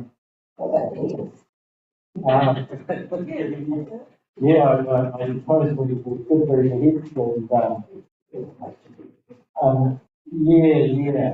it's sort of supportive of that we need to have. But at the moment, those are the sort of things that Moana could potentially. We haven't decided whether we're going to go with them this year. That's only because it sort of ties up too many knots. What we're saying is for us to grow, can't tie us up and grow with us. So we review everything every year, and I think it's really about trying to get ahead of the corporates and be able to keep up and understand how the game's played as well. So a bit of work to be done in that space. And the other part of the strategy is really protecting our assets, both commercial and non-commercial perspective. There's just so much going on out there at the moment in terms of the sustainability of fishing, pirates and everything that they're doing with fishery stocks. And even the impacts of climate change and that sort of thing. So here, if you like reading graphs like I do, Danielle likes reading the numbers, and I like looking at pictures, and so I like when I can see which way the slope is going. So as you can see in the slopes on each of these graphs for the last 2 or 3 years, they're all pointing in the right direction. Whether we can sustain that, given where we're at in the world today with massive fuel costs, the time of many boats, inflation, the impacts of everything that's happening in this space will be seen. So it's going to be challenging for us. And it's one of those reasons why I don't want us to lock in with Moana, because there may well be other opportunities for us to stay ahead of the game. So that's what our income looks like over 2021, 2022.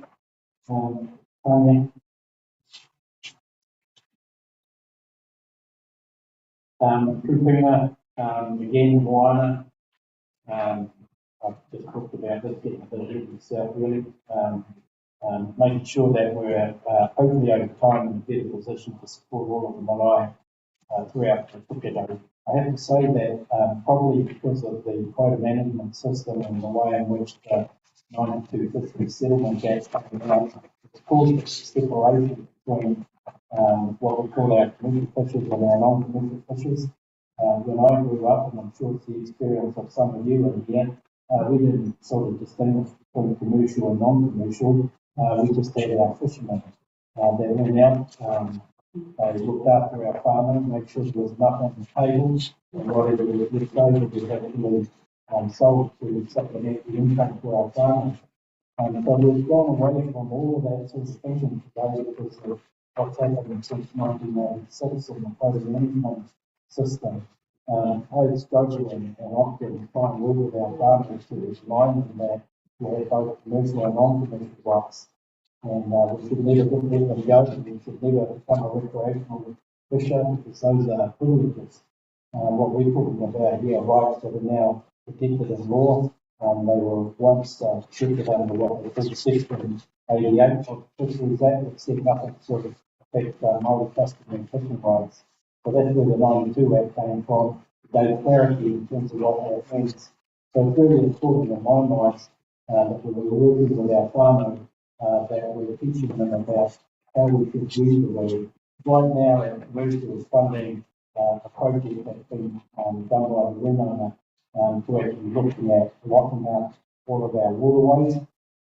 So where there are important tuna grounds or whatever lakes, the opportunity is to use the tools from under the 92 Act to create what we call Ngāti Whātua reserves, which means that our people and our patriarchy have total control over the extraction of any fish out of those waterways. And one of the reasons why we're pushing it is because when you think about free waters, they're all about water. And what we don't want to see is our water being siphoned off our waterways to the extent that it ruins, kills off our fish that are in the water that have got no more water left. And when you look at the RMA Act and you look at other plans within various councils, they make provisions for protecting. So what we're trying to do is to leverage the tools that drop out of the 92 Settlement Act, make sure that we get to control those waterways. So again, if anybody wants to talk about that, that's a piece of work that we're doing in more the northern part of the Rohe. We still to get out there and talk to everybody, but we have begun, we have started. And I guess what we're saying, if any of our hapu, our PSPEs, our marae, locked down on the waterways for the very purposes that I'm talking about, and talk to us. We'll help you and show you how to do it. We know those regulations inside out. So again, we'll start talking to the council to and we'll leave it out with our wider arena. We'll go to the next slide. Yeah, next slide. So I think the biggest thing that we've already talked about the rock lobster and what's happening in that space, that we've now moved getting more access to the rock lobster to support our customers. So if we go to the environmental scans, just to give you a bit of an idea about what's happening around us. It doesn't matter whether it's commercial or non-commercial, the fish is the fish, and that's what we're really interested in. So we've got the ongoing threats of warming sea temperatures. Again, we're seeing fish come in from Australia, they're already being popular. There are different sort of prawn that's swimming around there right now, like the cave, it's fishermen prawn. And we're starting to see fish that were traditionally more to the north now starting to go further south. So who knows where we're going to end up. And I guess if you think about history in the last 1,000 years or so, we can actually see what's happening along the way with different changes in temperature. So I think we can sort of expect different similar things to happen. Just the other day we were talking about freshwater wetlands. So we're within rising sea temperatures.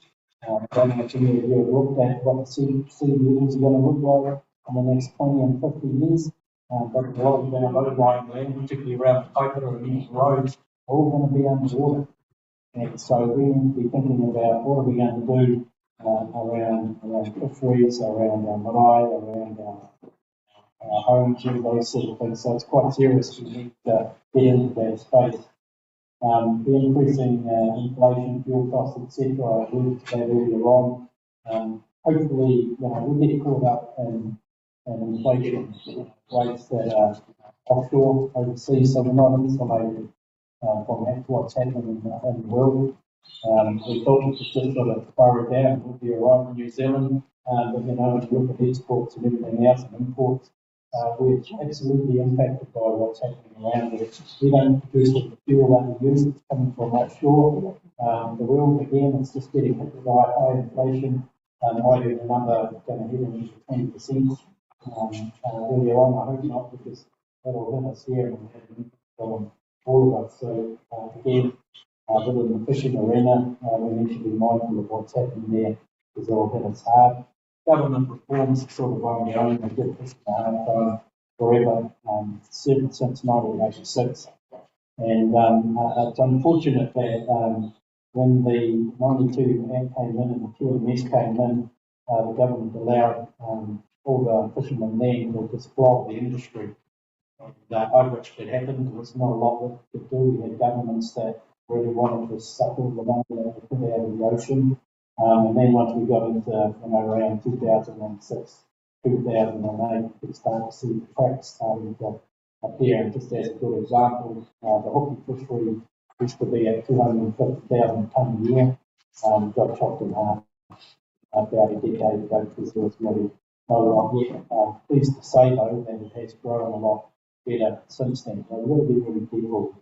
And then you've got the reallocation. So what I talked earlier on about, we've got customary rights and our rights, they're not privileges. Recreational rights or recreational catches are privileges. So ours are protected under the Treaty and Fisheries Act. Recreational rights are. So you've got to be really careful. And what's happening out there at the moment, it's been happening for a long time, is when they do what they call a total allowable catch, the fish gets transferred over so it's there for recreational catch. And they're catching more and more and more and more. And so if we're not careful, they'll be taking it away from our customers on commercial as well. And they might even try and turn it into a right. So this is why we need to be on the backs of the politicians and recreationalists as we move forward. Mitigation, getting our people into positions. Again, we talk about the chairs and Waikato. We're able to move from a better place of influence. We operate in that space. And even looking at some of the people that are managing at the government level within government, sorry, we know some of our own people that are in there as well. Advocacy for better fishing, I'll be the first one to say that we could do a lot better, particularly in relation to trawling. We shouldn't have trawls going on at the bottom, but I would say that the industry are working really hard to do a better job. We, as our commercial board, give seals a hard time. Everybody people at our company in New Zealand, we're a shareholder of them. So we talk directly to them about what our expectations are as iwi, and if they're really young, then they should be moving in that direction. And we need a lot of support from the other iwi in there as well.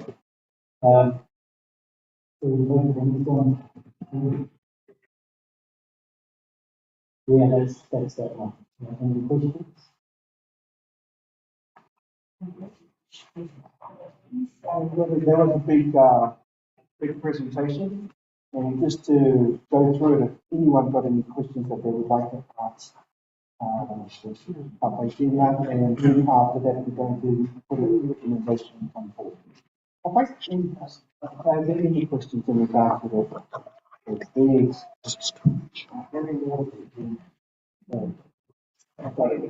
that? So we come to the recommendation. So the recommendation is that the annual report for the period ending 30 June 2022 be accepted. Is there a approval for that? Can I have a move?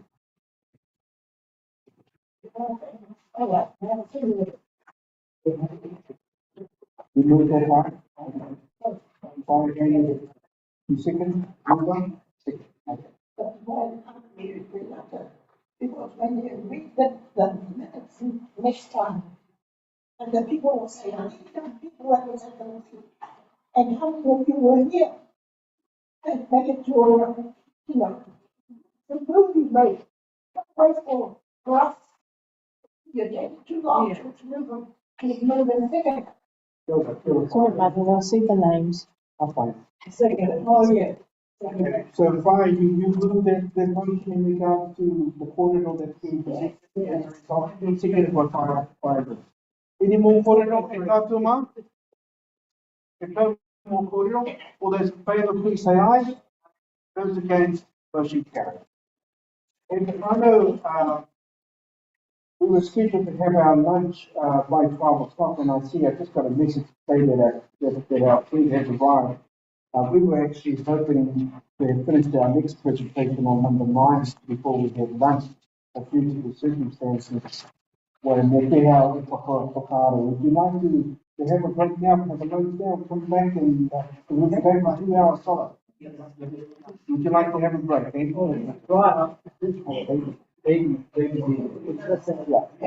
That way we can move into it and Okay.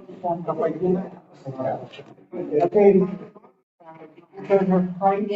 have Paddock here. The time now is going on to 12:10, number 6. Shall we come back at what time? 1:20 to 1 or something like that? There's crayfish, so they'll put it on. Me hari rasa kira tahap.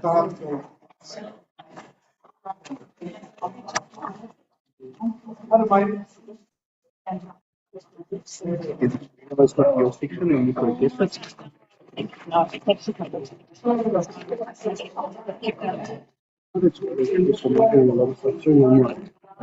Really?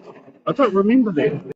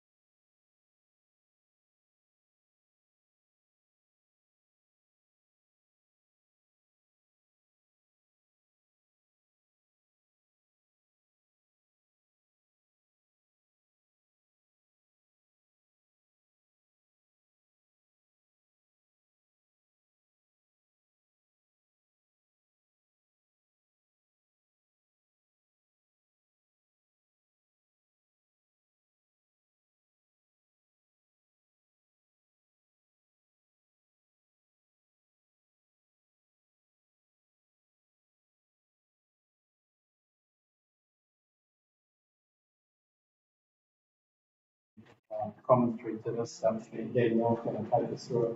I just wanted to come back and highlight again priorities for the Rūnanga, so again, the right to include the makeup.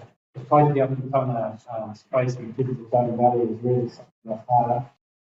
So we have to deal with those, and of course, so just those three alone, probably at the top end of everything that we're doing, and really drawing on our resources.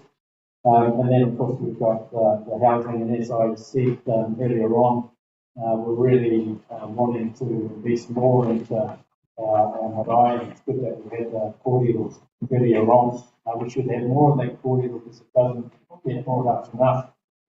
And of course, I spend a lot of time talking to my board around the importance of being able to do these things. But I accept that at the end of the day, we stretch the resources as far as we can. What you're going to hear today is where we've got to the board this current year. Over to you, Danielle. So if we turn to the next slide, Tanya, what we've got here is a forecasted budget for the 2022 to 2023 years. So that's from the 1st of July 2022 to the 30th of June 2023. I was just having a quick corridor with Malcolm. He pointed out a good thing. It's quite ambiguous. When I did my financial summary, what I showed you is all the different entities which formed the consolidated account. This one here is purely just Te Rūnanga o Ngāti Whātua, so the trust. It's not the consolidated budget. It doesn't have Ngāti Whātua Fisheries, Moana Holdings. We're doing all these awesome things in different spaces. This is just the Rūnanga, and within the Rūnanga, you know, we operate under many different departments doing all these different things. So if we start off at the top, we've got our tiriti. We're forecasting a deficit of 459,000, and that's purely money expended on legal fees and contract workers. Our tiriti, our meka, we're forecasting a deficit of 340,000, and again, similar to the tiriti, the Y303, that's purely on legal fees and evidence collection where we're expending most of that money. Our whāri, our trustees, that's an internal department which derives management fee incomes, a management fee from all these other different departments that are shown on here, and that's got a slight surplus of 116,000. Our mākaranga, our education, we're forecasting a deficit of 114,000. Our pāki, our commercials, so we own that 50% in that Maitahi Media Limited. We're forecasting a surplus of around 60,000. But our whakahaere, our support services, again, that derives management fees from all these other departments, and that is forecasting a deficit of 713,000. Our Ngākarere Communications, another internal department, it has a net, no income at all. It has a net surplus of $0. It nets off. Our kaitiaki, Alan just mentioned before, we're expending a lot of funds into Dome Valley. So predominantly most of that expenses is attributed towards legal fees and wages for our staff who are working on that project. Our marae, a small deficit of 40,000, and our kokahitanga, a surplus of 178,000. And then what we can see here is taha, we've got a small surplus of 131,000. Now, if you think about that in the scheme of things, if what we've just projected, well, what we've just had for the last financial year, we've had a real high, but we're not expecting that high to continue into the future because our COVID funding and some of our government contracts, the surplus from those isn't going to be as high, which then leaves our operating surplus for taha, well, for the Rūnanga at 1.3 million deficit. So then what we do is we look at the group as a whole and we charge some interest between the Rūnanga and Ngāti Whātua Moana Holdings. There's some loans in there, so that brings us in 195,000. We've also got a loan with Ngāti Whātua Moana Quota, so that brings in interest income of 123,000. And then we're expecting a donation from Te Taupu Ika of 500,000. So that leaves our net operating surplus at 559,000 deficit for the next financial year. So we're not looking at these major surpluses we've had in the last couple of years. We are looking at potentially reforecasting in the next, well, sort of around January. But all of this here is derived from our annual plan that Alan's worked tirelessly on. What are our values? What are we wanting to sort of hone in on? And so that's how we get the deficit. We're working overtime, trying to fulfill all these services. So it's not the best, but we're working hard. Has anyone got any questions? I think that's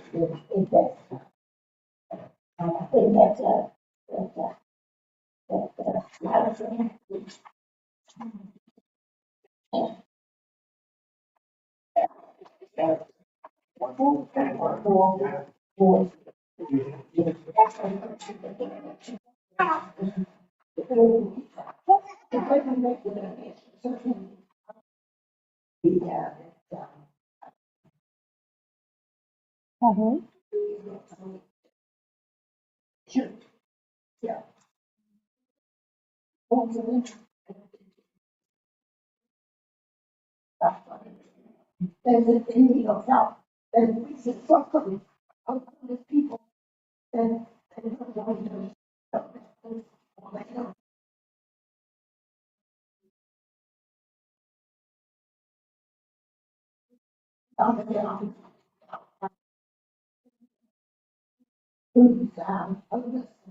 who's boss. So maybe a donation from them would be appreciated. Yeah. Yeah, I can respond. No, thank you for those comments, Jackie. The last couple of years they have actually done things like what we've been trying to do is get something more agreed and formal that's going to happen every year. So more something more definite in terms of what that contribution will be from one year to the next. So I think it's really important that it's raised in these hills. It just helps to reinforce some of the things that we're already saying. We've got Glenn, who's sitting in here as well.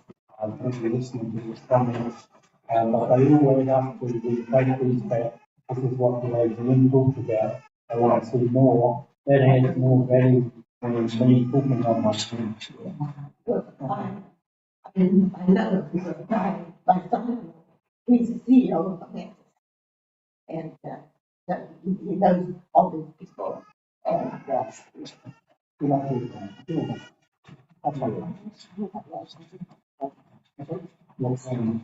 Just anything more good with my phone? If what am I? hearing a deficit, nobody likes deficit. I'll put that straight up there, and it's about good housekeeping, and it's not a judgment. It's saying to us, wake up. I hold my marae accountable every cent that's spent, and it's old school gender mentality, but that's who my whānau's at. And I kind of think when I hear that word deficit, I don't like it, not even at this level. And I can remember a number of our kaumātua standing and making not just the board, but ourselves accountable for decisions. And I know you've had to make hardcore decisions and trying to get a balance. And you spoke about that earlier about the social or marae interest versus commercial. I think we've got to be smarter. And when I see these deficits, it's not a good call all the way through. And I just want to remind ourselves going forward, I'll be watching next year to see if there's any improvement. Because if COVID's taught us anything, one of the things that I was really concerned about is our dependency. But there again, the Crown has an obligation to provide and to provide for us. However, I try and ensure that Rīpia does not become too dependent on the Crown, because I want us to be who we are.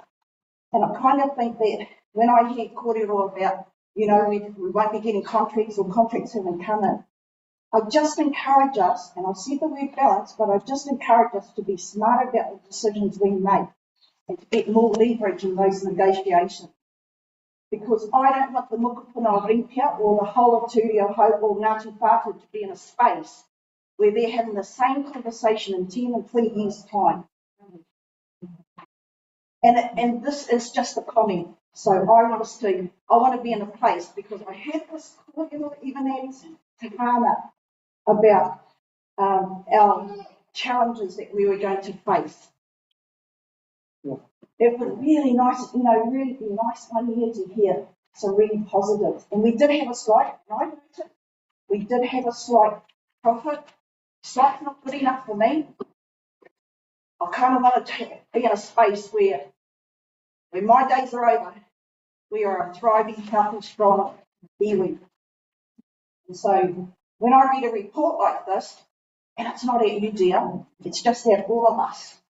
When I hear a report like this and a forecast, I think we need to tighten up the belts, but not at the expense of the people. And I'm sorry, I'm saying it again, the marae, the whanaungatanga. I'll be watching that term marae and seeing how well we progress. And I say this, I'm hopeful we progress. because I'm wholeheart about coming after AGM after AGM. And sometimes on this month, it's the same kōrero when I come back into the fold. So I just say to the Rūnanga and the trustees, if there's anything we learned in COVID, that is we can do it, the Marais can do it, and we have to tighten up our belts. So I kind of think that your decision you did tighten up too, because, and that means all of us will grow together. So my apologies for being strong this week, but I don't want to come to you in the next 5 years to hear the same way of talk. No more, no more. That's all I'm saying. Thank you, Georgina. I won't let Danielle I would like to make just one point. Kia ora, Georgina. Our contracts aren't decreasing. We're actually getting more contracts. It's just the surpluses from those contracts aren't going to be to the extent that they were with the COVID funding that we received. And again, to touch on, and I didn't point this out, and I should have, the main driver behind this deficit is because of the legal fees that we're expending for the TDT, for the MACA. So if you look at these deficits from the TDT, the Y303 and the MACA, if you add those together, that would almost take us to a net neutral position. We wouldn't have this significant deficit. Unless if you want to add anything more to that I haven't pointed out or we haven't touched on. Yeah, no, I think you've sort of talked about it in number terms. I'm on the same view.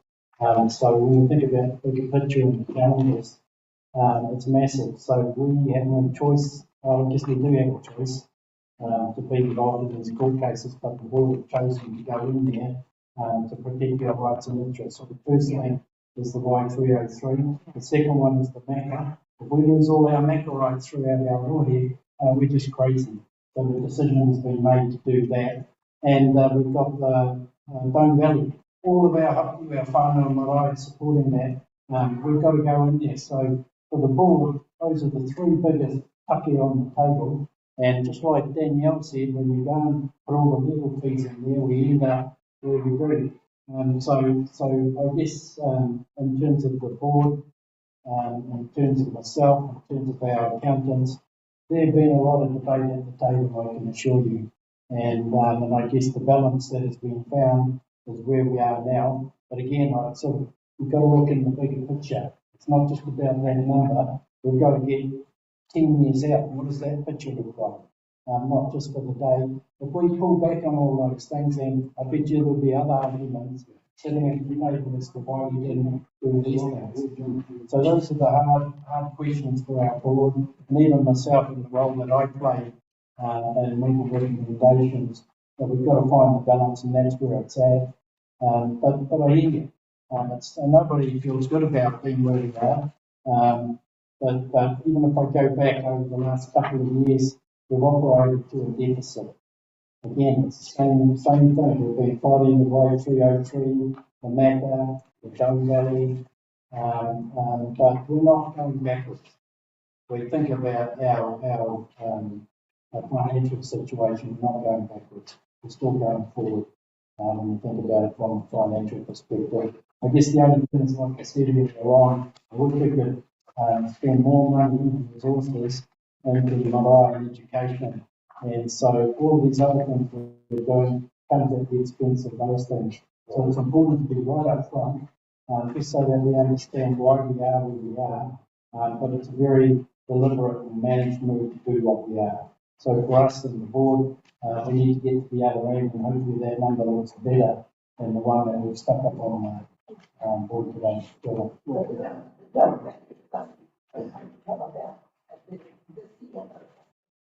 Two years ago. 2 years. 19. Bill, did you? I'm just fine. It wasn't, and I take your point about the legal fees. It wasn't a judgment on what we need to do. The point I was making that in going forward, we just have to be a little bit smarter about how we go into those negotiations and how we then map it out so that, again, we don't have to hear that way up again deficit. I don't want to hear that words anymore. So that's all I'm saying going forward. And I know that it would be testing times and it is a challenging time. But if I can make my marae be Jack Dar mentality and not $1 passes my thing, then I kind of think that we have to, and you use the word think bigger. I get the big picture because I'm watching you and everyone else around Little Ripia and Poto Peninsula, and I'm trying to line up the dots so that there are opportunities coming back into our takiwā. So when I see that deficit, it really gets my goat. You're going to see me react, and that's why I was looking around the room. And I'm like, why aren't they saying anything? Well, how? Do you like to have your bank account in a negative? Not me, no way. So that's all I'm saying is that it's not about judging what the decisions you're making. And I just think that going forward, be smarter about it, negotiate and get the leverage from those contracts. Thank you, Georgina. Fine. Okay, so if we hino ia tu ki ngā mō ngā pātai kia mātou, i tika marikana. So we welcome those questions and take your points into consideration in terms of what's been highlighted. Are there any more pātai before we come up for recommendations? So, if not, so,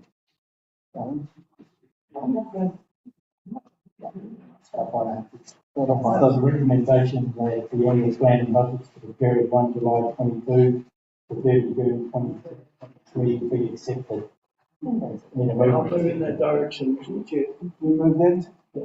Kia ora, can I have a second, please? Yes. Whai Martha, whai. See, Okay, we have a mover, we have a seconder. Okay, Matua, we here, Whai Martha. Okay, put it to the vote. All those in favour of the recommendation, please say aye. Those against, motion carries. Now, not too sure of the high and the right, but we just got one more couple with the coverage. And we'll go to get through it. Okay. Told everyone we're going well. We're finally. Yes,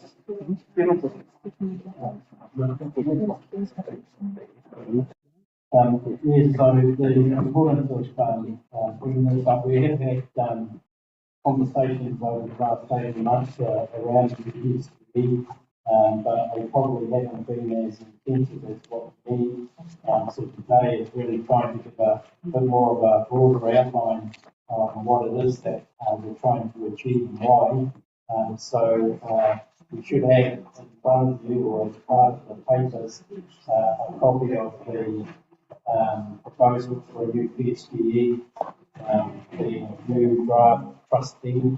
And just to note that draft trustee has been around since 2017. And so the full evaluation hadn't way back then. What we've done is we've picked it back up. There has been a need to make amendments to it because that was quite a long time ago, and I guess the language and everything that was used back then probably isn't appropriate to where we are today, and nor are some of the thinking that was happening back in 2017. So as you can appreciate, things change over time, and I guess this is the first main opportunity for us to talk about PSPS. So can you put the next slide, please?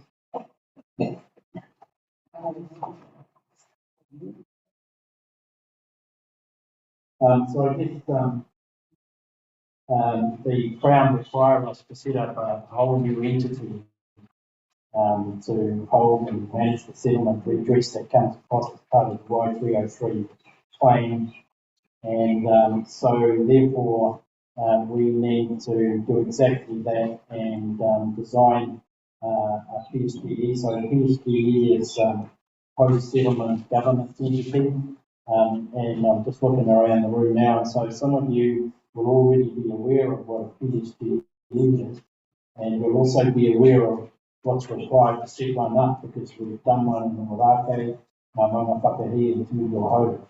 So in those three areas we already have experiences. So for this one here, we're talking about a more general PSPE that has an ability to do a whole number of different things that are more general right across each of the PSPEs and takiwā.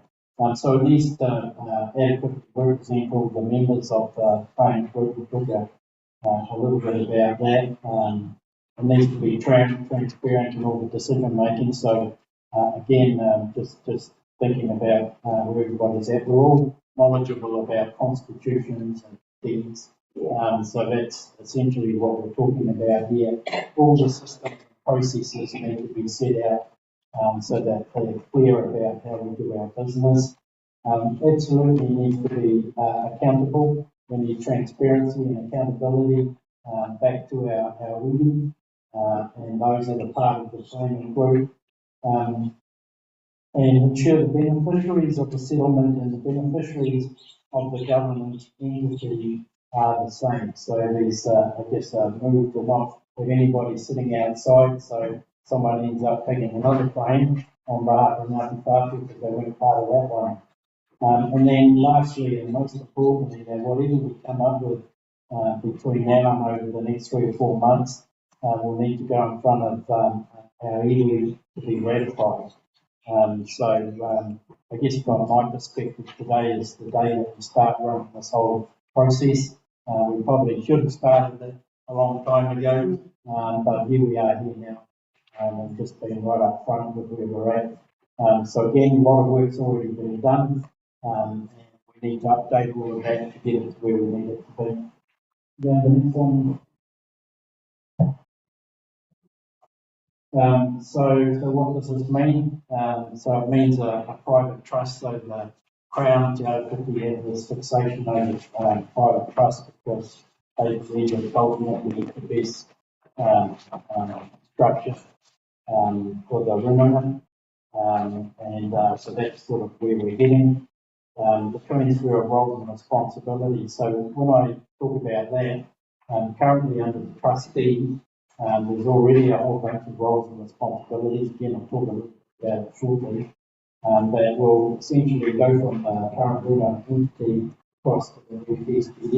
Everything was simple, we just transfer everything across, but it isn't that simple because there are things that do need to be changed and amended. And we can't do that without going through a process like we are now. The transfer of mandated iwi organisation status to the PSGE. So we talked about the Tukuika earlier on. That mandated iwi authority holds the fish that belongs to the whole of Ngāti Whātua. It can't be transferred anywhere. So if anybody pulls it out, you can't take the fish with it because the legislation does not allow you to do that. So if the law, for example, wanted to take fish that might be accessible to them, but weren't able to do that. And so that mandated iwi authority continue to be there for everybody that was originally part of the setup. The transfer of existing iwi assets, like the roles and responsibilities, any of the assets, cash, all those sort of things will transfer across as well. And then just lastly, the Rūnanga as we know it today in the 1988 legislation will be no more. That will be taken out and replaced by the new PSU. It's a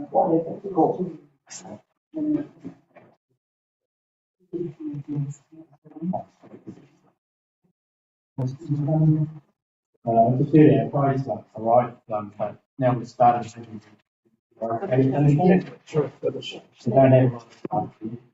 So the key steps around the issues and options, the engagement, over itself, the review, verification and establishment. So the end timelines are actually ready to go by May. Yeah, that's probably the biggest thing out there in terms of timelines. What I want to do today is just really put emphasis on the issues and options. As we go to that one, those issues and options are really about defining the planning group, work communication, roles and functions, which we're going to talk about some of these. Importantly, keep on values. So we've got to remember that this is a Pākehā construct that requires us to do certain things that aren't natural for us as Ngāti Whātua because they're driven by Pākehā tikanga. So it's important to be conscious of how we protect the tikanga so it doesn't get watered down. So those are some of the things we really do need to look hard at. The efficiency and cost of governance and the legal form. Slide, please. Again, these are just bullet points, and so we need to define who we're actually talking about. Just looking at there, I've actually missed off supervision. So we're talking ultimately about those descended from Ngāti Whātua and supervision. When we look inside the PSPE documents, we find a whole bunch of different people. What we've decided to do today is just really focus in on Ngāti Whātua, and we don't get caught up with making sure we report everybody. You're not only your Ngāti Whātua, and then you should be part of this. That's essentially what we're saying, and we're saying the same things for tutelary. You can identify people further down the whakapapa, and that's fine. But this is sort of where we define who's not in this. Defining the hapu, again, so this is really important. I talked about hapu hapu earlier on. They're identified as the current trustee as one of the hapu of Ngāti Whātua under our trustee. We've got that separate process that's going on with them that may remove them, and they may end up being as one in their own right. And I guess everybody here will have the experience potentially of what happened with Rūnanga, and they were originally part of Ngāti Whātua as well. They set off the side. So we need to make sure that the hapu that we have currently in the trustee are exactly the same hapu that we want to transfer across into the new PSPE. Defining the marae has been an interesting conversation subject since I've been here anyway, about which marae belong to Ngāti Whātua and which ones don't. And I guess it's thrown up a whole bunch of things, because in my mind, some of the marae that are included, they're not, the way we describe them, they're not only Ngāti Whātua, if I just look at here, not only Ngāti Whātua, they're Ngāpuri, they're a whole bunch of different things. So when we view the world today, when we're identifying our marae, it must be with that lens. There's some other really unique things about some of the marae. So again, we need to come back and be clear about who's in and who's out. To be fair, Waikara and Waikaka have said that they're more, they are Te Roro. They're not Ngāti Whātua, but they actually came into the picture some many years ago when our people were on the road. And I guess when you go back then, we didn't have half the things we've got today.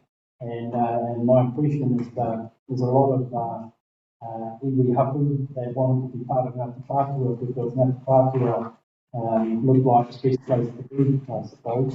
But anyhow, we've been having these kōrero with Waikara and Waikataka about whether they would stay or go.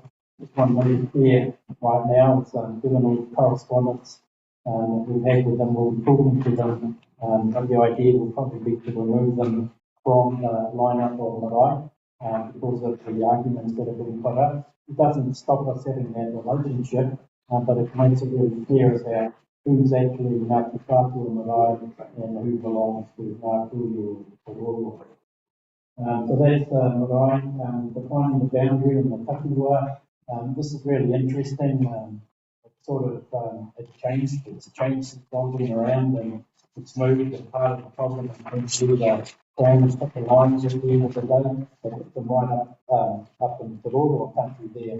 At one point, it wasn't noticed until early last year through the mapping that it wasn't at one where it was further up into the Hokianga, just before you go into the Hokianga.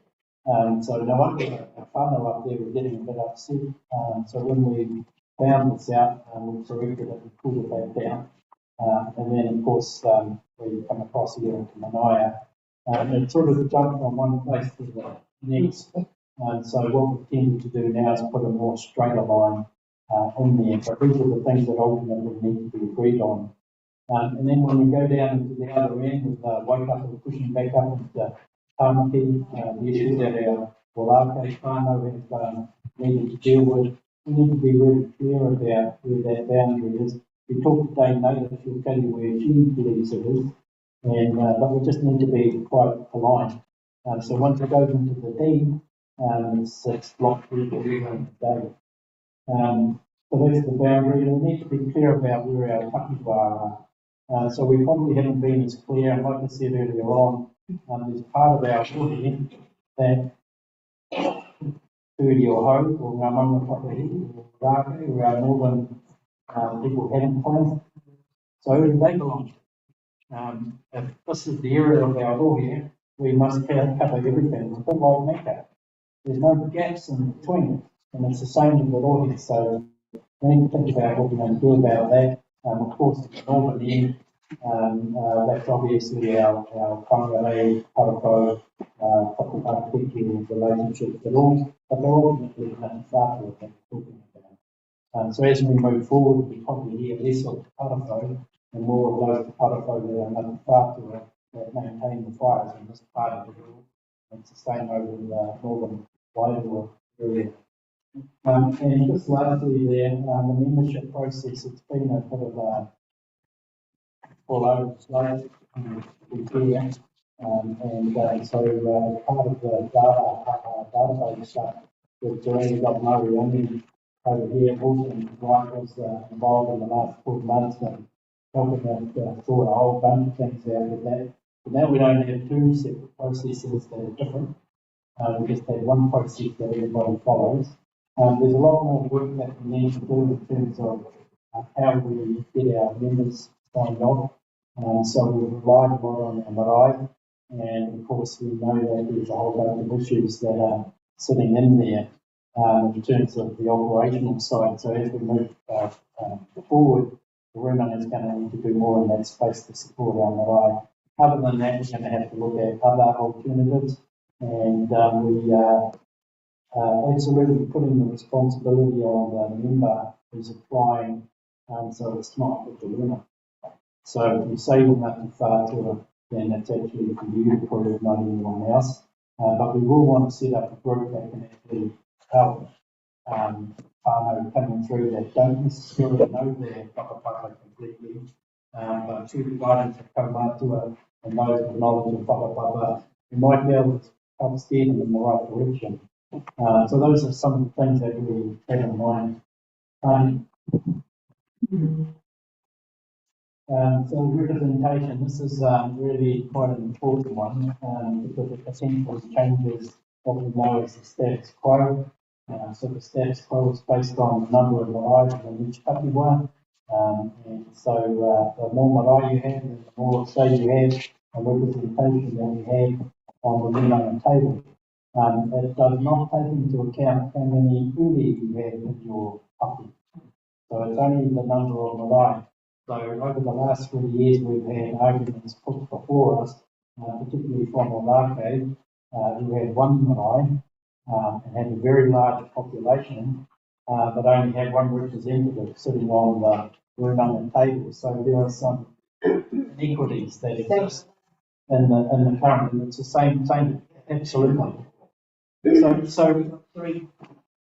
we haven't tried to say which one it should be. What we've tried to do is put more emphasis on what we believe the options are. It's actually going to be you deciding in the end. So we could stay with the status quo. The second one there, we could go to distributing the representation on an equal basis across each takiwā. We could do a population model, and as you know, as mentioned earlier, we've now got a lot more information that tells us how many are in each area. We could do a first past the post, so we do away with all takiwā, and if we have 10 board members, then whoever gets the top 10 votes, you become it. And then, of course, number 5 there about who will appoint the representatives. So that's an issue that's come from the Rūnanga, rightly so. So they're a PSPE just like the other 2. And under their legislation, they have the right to speak on behalf of the league. That's what we signed up to. Right or wrong, it took out the marae. And so their argument is that they should do it. So never mind the voting, PSPE should actually decide who the representatives will be on the Rūnanga. And then, of course, we've got the PSGE, not PSGEs, we've got our whānau within the two northern, Takiwā, Whangarei, and Wairua. They don't have a PSGM, they're unlikely to have a PSGM, but what we're talking about is establishing legal entities from which they could then belong to that. It's not a legislation like a PSGM, but it is a legal entity. So we've had cordial with our trustees from the northern end, and they're all wanting to move in that direction. So once they have an entity, they have their legal, they have the ability to receive funds, have assets, make decisions just like everyone else. And then, of course, once you've got representation of companies that aren't represented by anyone. And so if we just go back to Wārake as an example, and not the only example, but we've got those, we've got those that are represented by Wārake, Tipperary, and then we have the tau that are not represented by the tau because they have different whakapapa. So, and we can come to each of the pakiwā and talk about the other paku like that. And I guess what we're proposing, which is similar to what we do already, similar to what's in the whānaki agreement, or one of them, is that they're represented by the Rūnanga. So we look after everybody's interests that are captured by the PSPE or one of the two entities that we just talked about. You go to the next one. So, tikanga values, so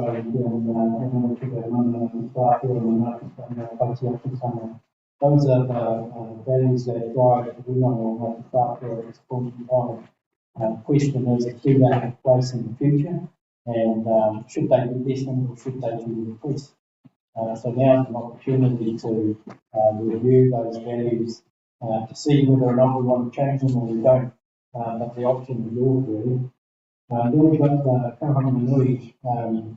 So in the trustee that we had that was drafted up in 2017 and 19, and the other thing to consider is that Karanganui look after the aspects of Ngāti Whātua. So how do we put them in relation to those economic values and how our PSPE operate? So we need to find out how we have those roles and responsibilities and how they interact, how they relate to each other between the Karanganui and the new PSPE that we create. It's not as easy as we think, because on one hand, we need to make sure that the PSPE is able to function and move, and on the other hand, we need to make sure that they don't go out there and do things that are inconsistent with our tikanga values. So it's going to be a little bit of a challenge for us to work our way through that and to make sure we find the appropriate wording to do it. And of course, we don't want the PSG to have all the resources and the Karanganui to have no resources.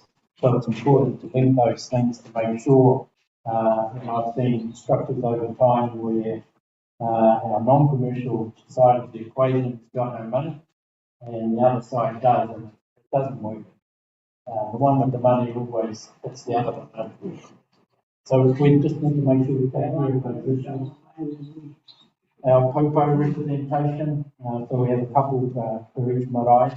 Currently the roles are to largely of reporting and advocacy on behalf of those marae.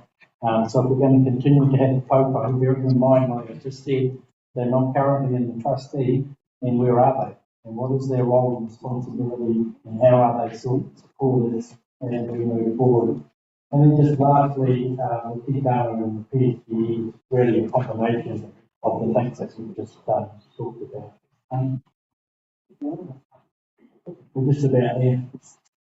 So roles and functions. So again, whatever it is, it needs to unite, it needs to be represented of the whole of Ngāti Whātua. It needs to be, well, I say it needs, just based on wording that the current team, which I think it's really important to go straight to, because it's important to represent body and authorised voice to deal with issues affecting the whole of Ngāti Whātua. So none of the PSPEs have the ability to do anything like this. The only one currently is the Rūnanga, and I just really want to put it out there because this is going to be a big part of the Rūnanga moving forward. is it's about representing those issues that are of greater importance to all of us. The exception to that is that one of the Takiwara TSPs asked for Rūnanga support. But other than that, the Rūnanga's focus in my mind should be on these sort of things that are of human nature. It's not about the Rūnanga getting into the business of into the PSPs. So we need to sort of tease that out a little bit more, or a lot more actually, just to make sure that we have a little clarity as we move forward. Someone needs to manage and grow the commercial assets of the current Rūnanga. I've already talked about mandated iwi authority. They already manage all of the fisheries. All of the assets that are currently held by Rūnanga are not managed by the PSP moving forward, and who is going to manage them? So I would imagine that it will stay where they are, particularly in the right interest of Ngāti Whātua. A good example is the Maka. And I say that because it's thrown up a whole bunch of things that we're going here. And so the Rūnanga has had a sort of an oversight. What's happened along the way is we've bumped into issues that have come up with other PSPs like with Arcade and with Rūnanga, and that's fine. But it's still got that overall outlook, and we just need to work our way through whatever issues come up with the PSP. So I think ultimately, though, in that context, as an example, it is supporting us, which we want to be. Getting the right interest advocacy of matters impacting all Ngāti Whātua. I think it's given that these are things out there that are pretty big that's impacting all of us, then it's probably better that the Rūnanga do it. And we shouldn't necessarily have to then break out as an alternative to 5 different Takiwara entities and do it individually, independently. So we must check out everything all of the country. And trusted government, so a number of governments not going to pay our governments a lot of money. They're pretty voting paid last me for the amount of work that they put into it. And of course, with one of the last multi-boards acts, or whatever it is, stops us from being able to pay above X.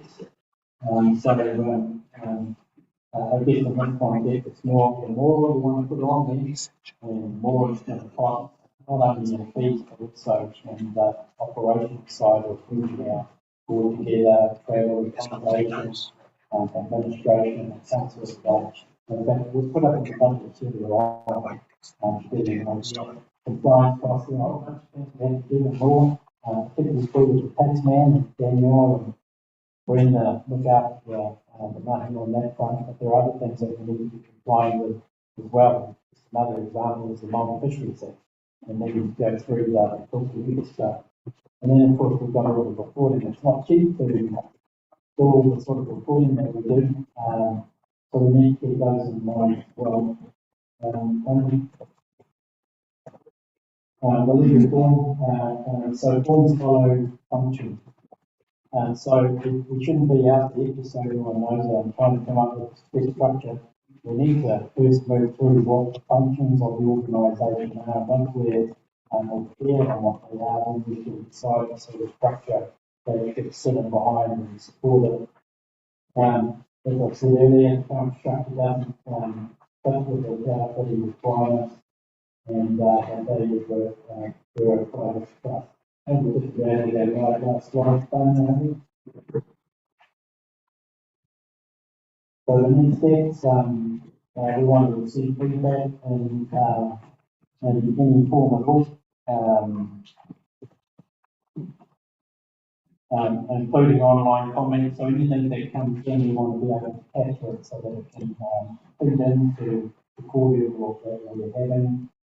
Make sure that everybody is aware of those comments and that they use to actually construct what it is that we've been talking about. We're hoping to set up a webinar prior to Christmas, provide a bigger audience, potentially with information about what we're doing in the space, including those that might be overseas, that might want to participate. We want to go out and consult directly with PhDs and things that are things to be doing, and our entities in terms of northern area. We haven't locked in Hui as yet for 2023, but we want to make sure that we have adequate Hui to provide the opportunity for farmers to participate. And then, of course, the biggie is when we go out there to ratify the PSG structure. So we won't just do the PSG structure, we will also ratify the broader Y303 fund. So you'll have the whole picture as we get closer to May. And the only way that these things can go through is given the level of support required to do so. So just lastly here, the relevant documents, the stuff that we've referred to today, we're going to make sure it's all online if it isn't already. Whānau will have immediate access, direct access to all of the information that we require to input, and we'll make sure that we keep on updating that as we go.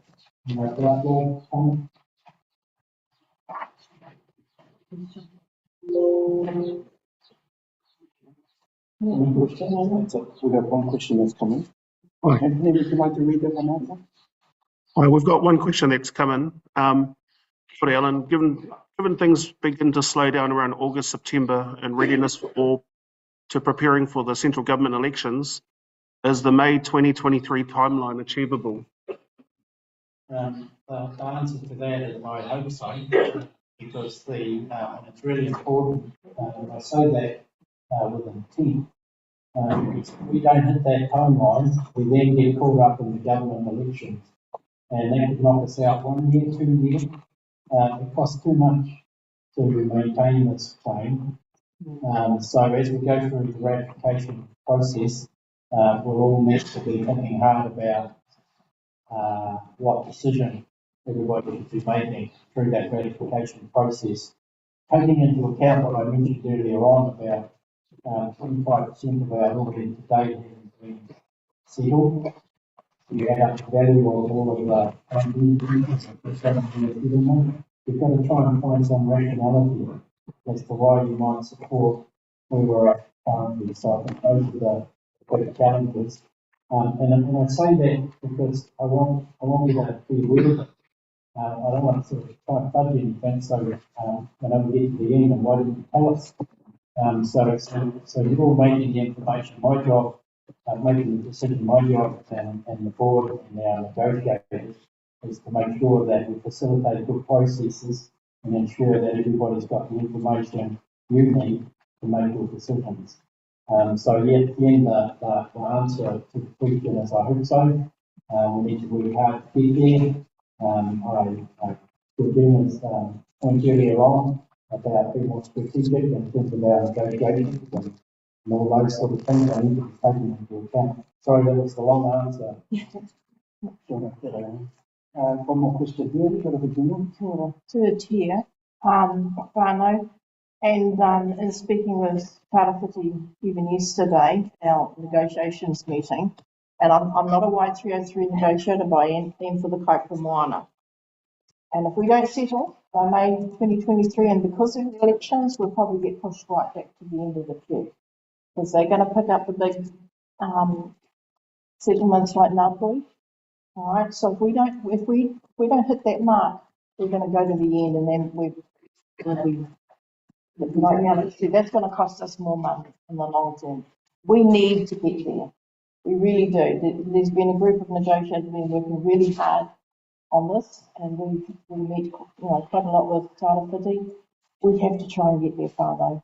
But it's just costing us too much in legal fees. It is disappointing.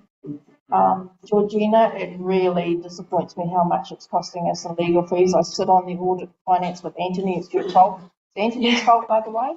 But it is hard. It's hard.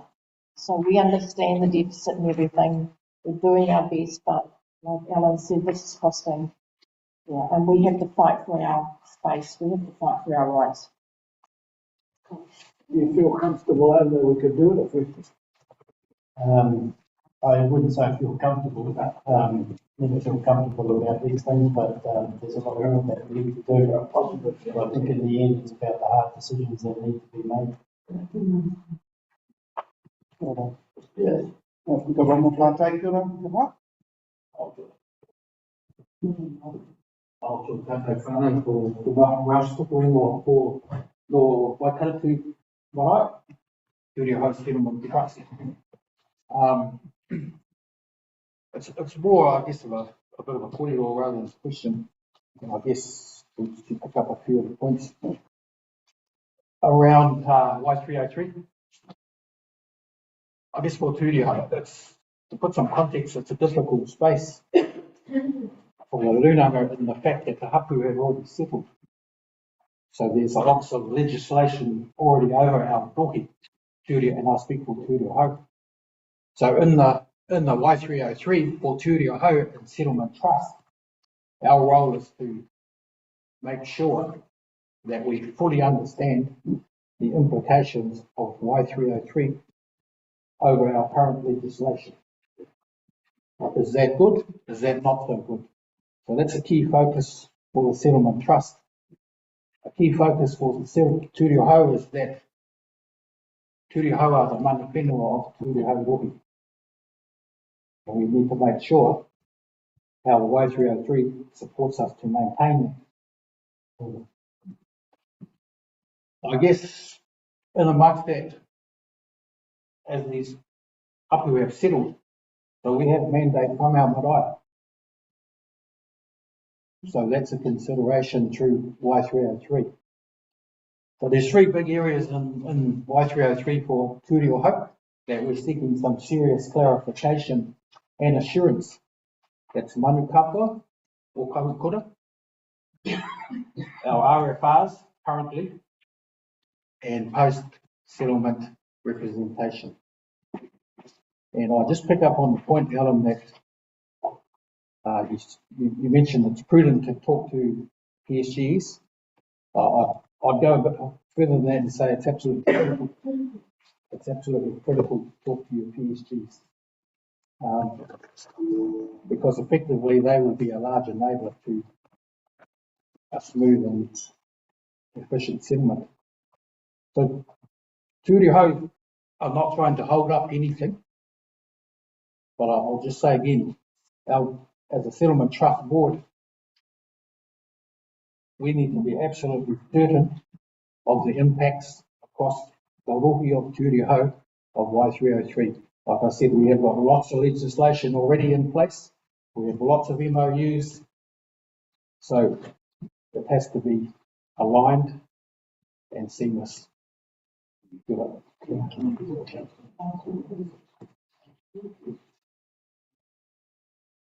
Whātua, we've reached the actual end of our last item in regards to what our CEO has just presented. And are there any more comments? Regina, you got something on your mind? Clarification. Yeah.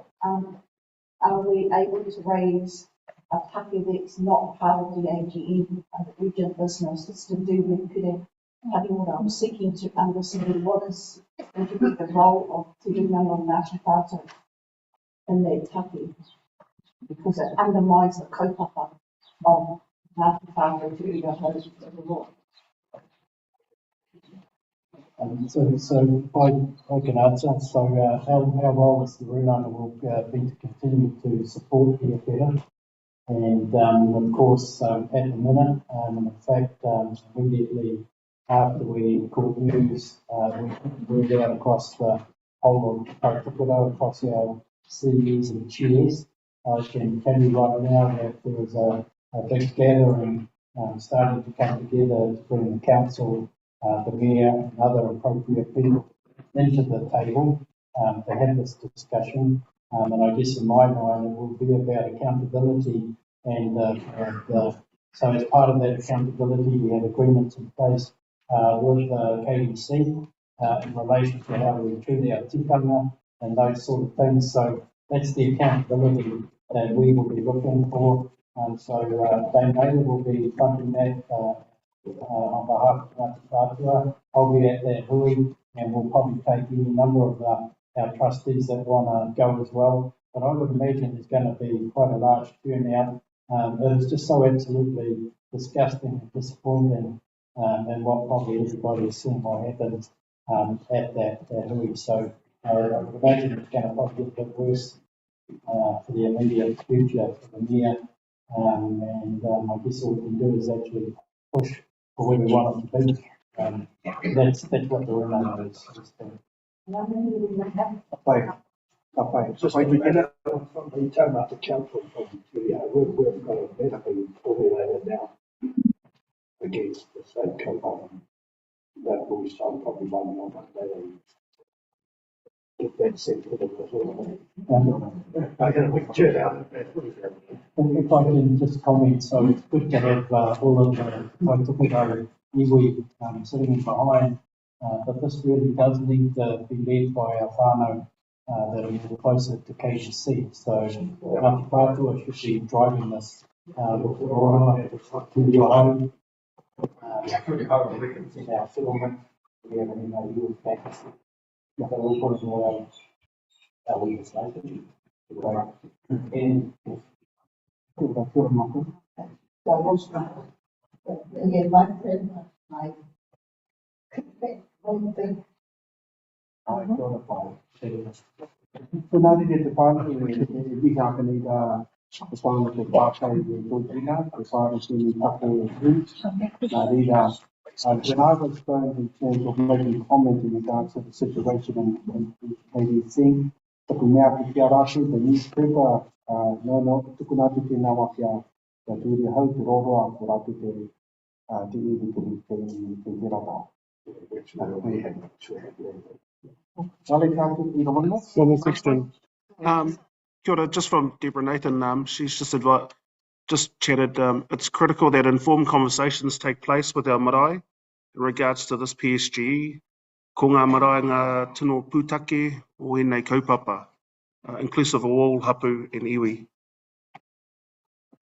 And we can't.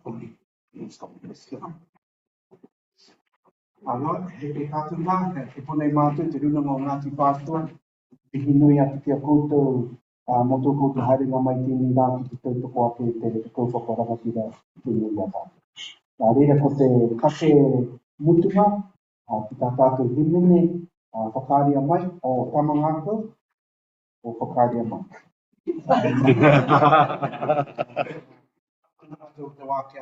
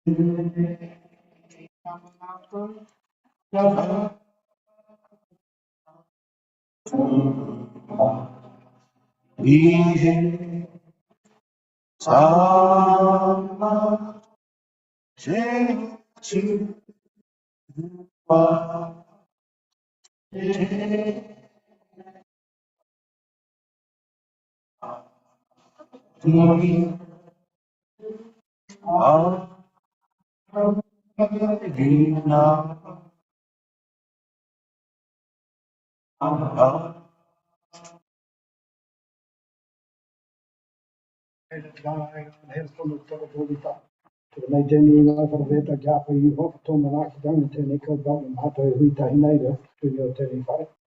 Reiri I hoa I nā tēnei mātou kia pai, whakaku ngā ia mātou I runga ahua ai, kia taupai mātou I ngā wākanga I tēnei rā. Kuri apu tōna nāki taunga ngā maui taunga pauri tanga rangi ngā whāna katoa. Reiri I hoa wharau ia mai mātou o tito aroha no, hai e tōna mātou I te rangi māri ngā wākatoa. Mangano hei tautoko, ai ni a aka ne. I'd like to read everybody. We just leave everything here and then have lunch.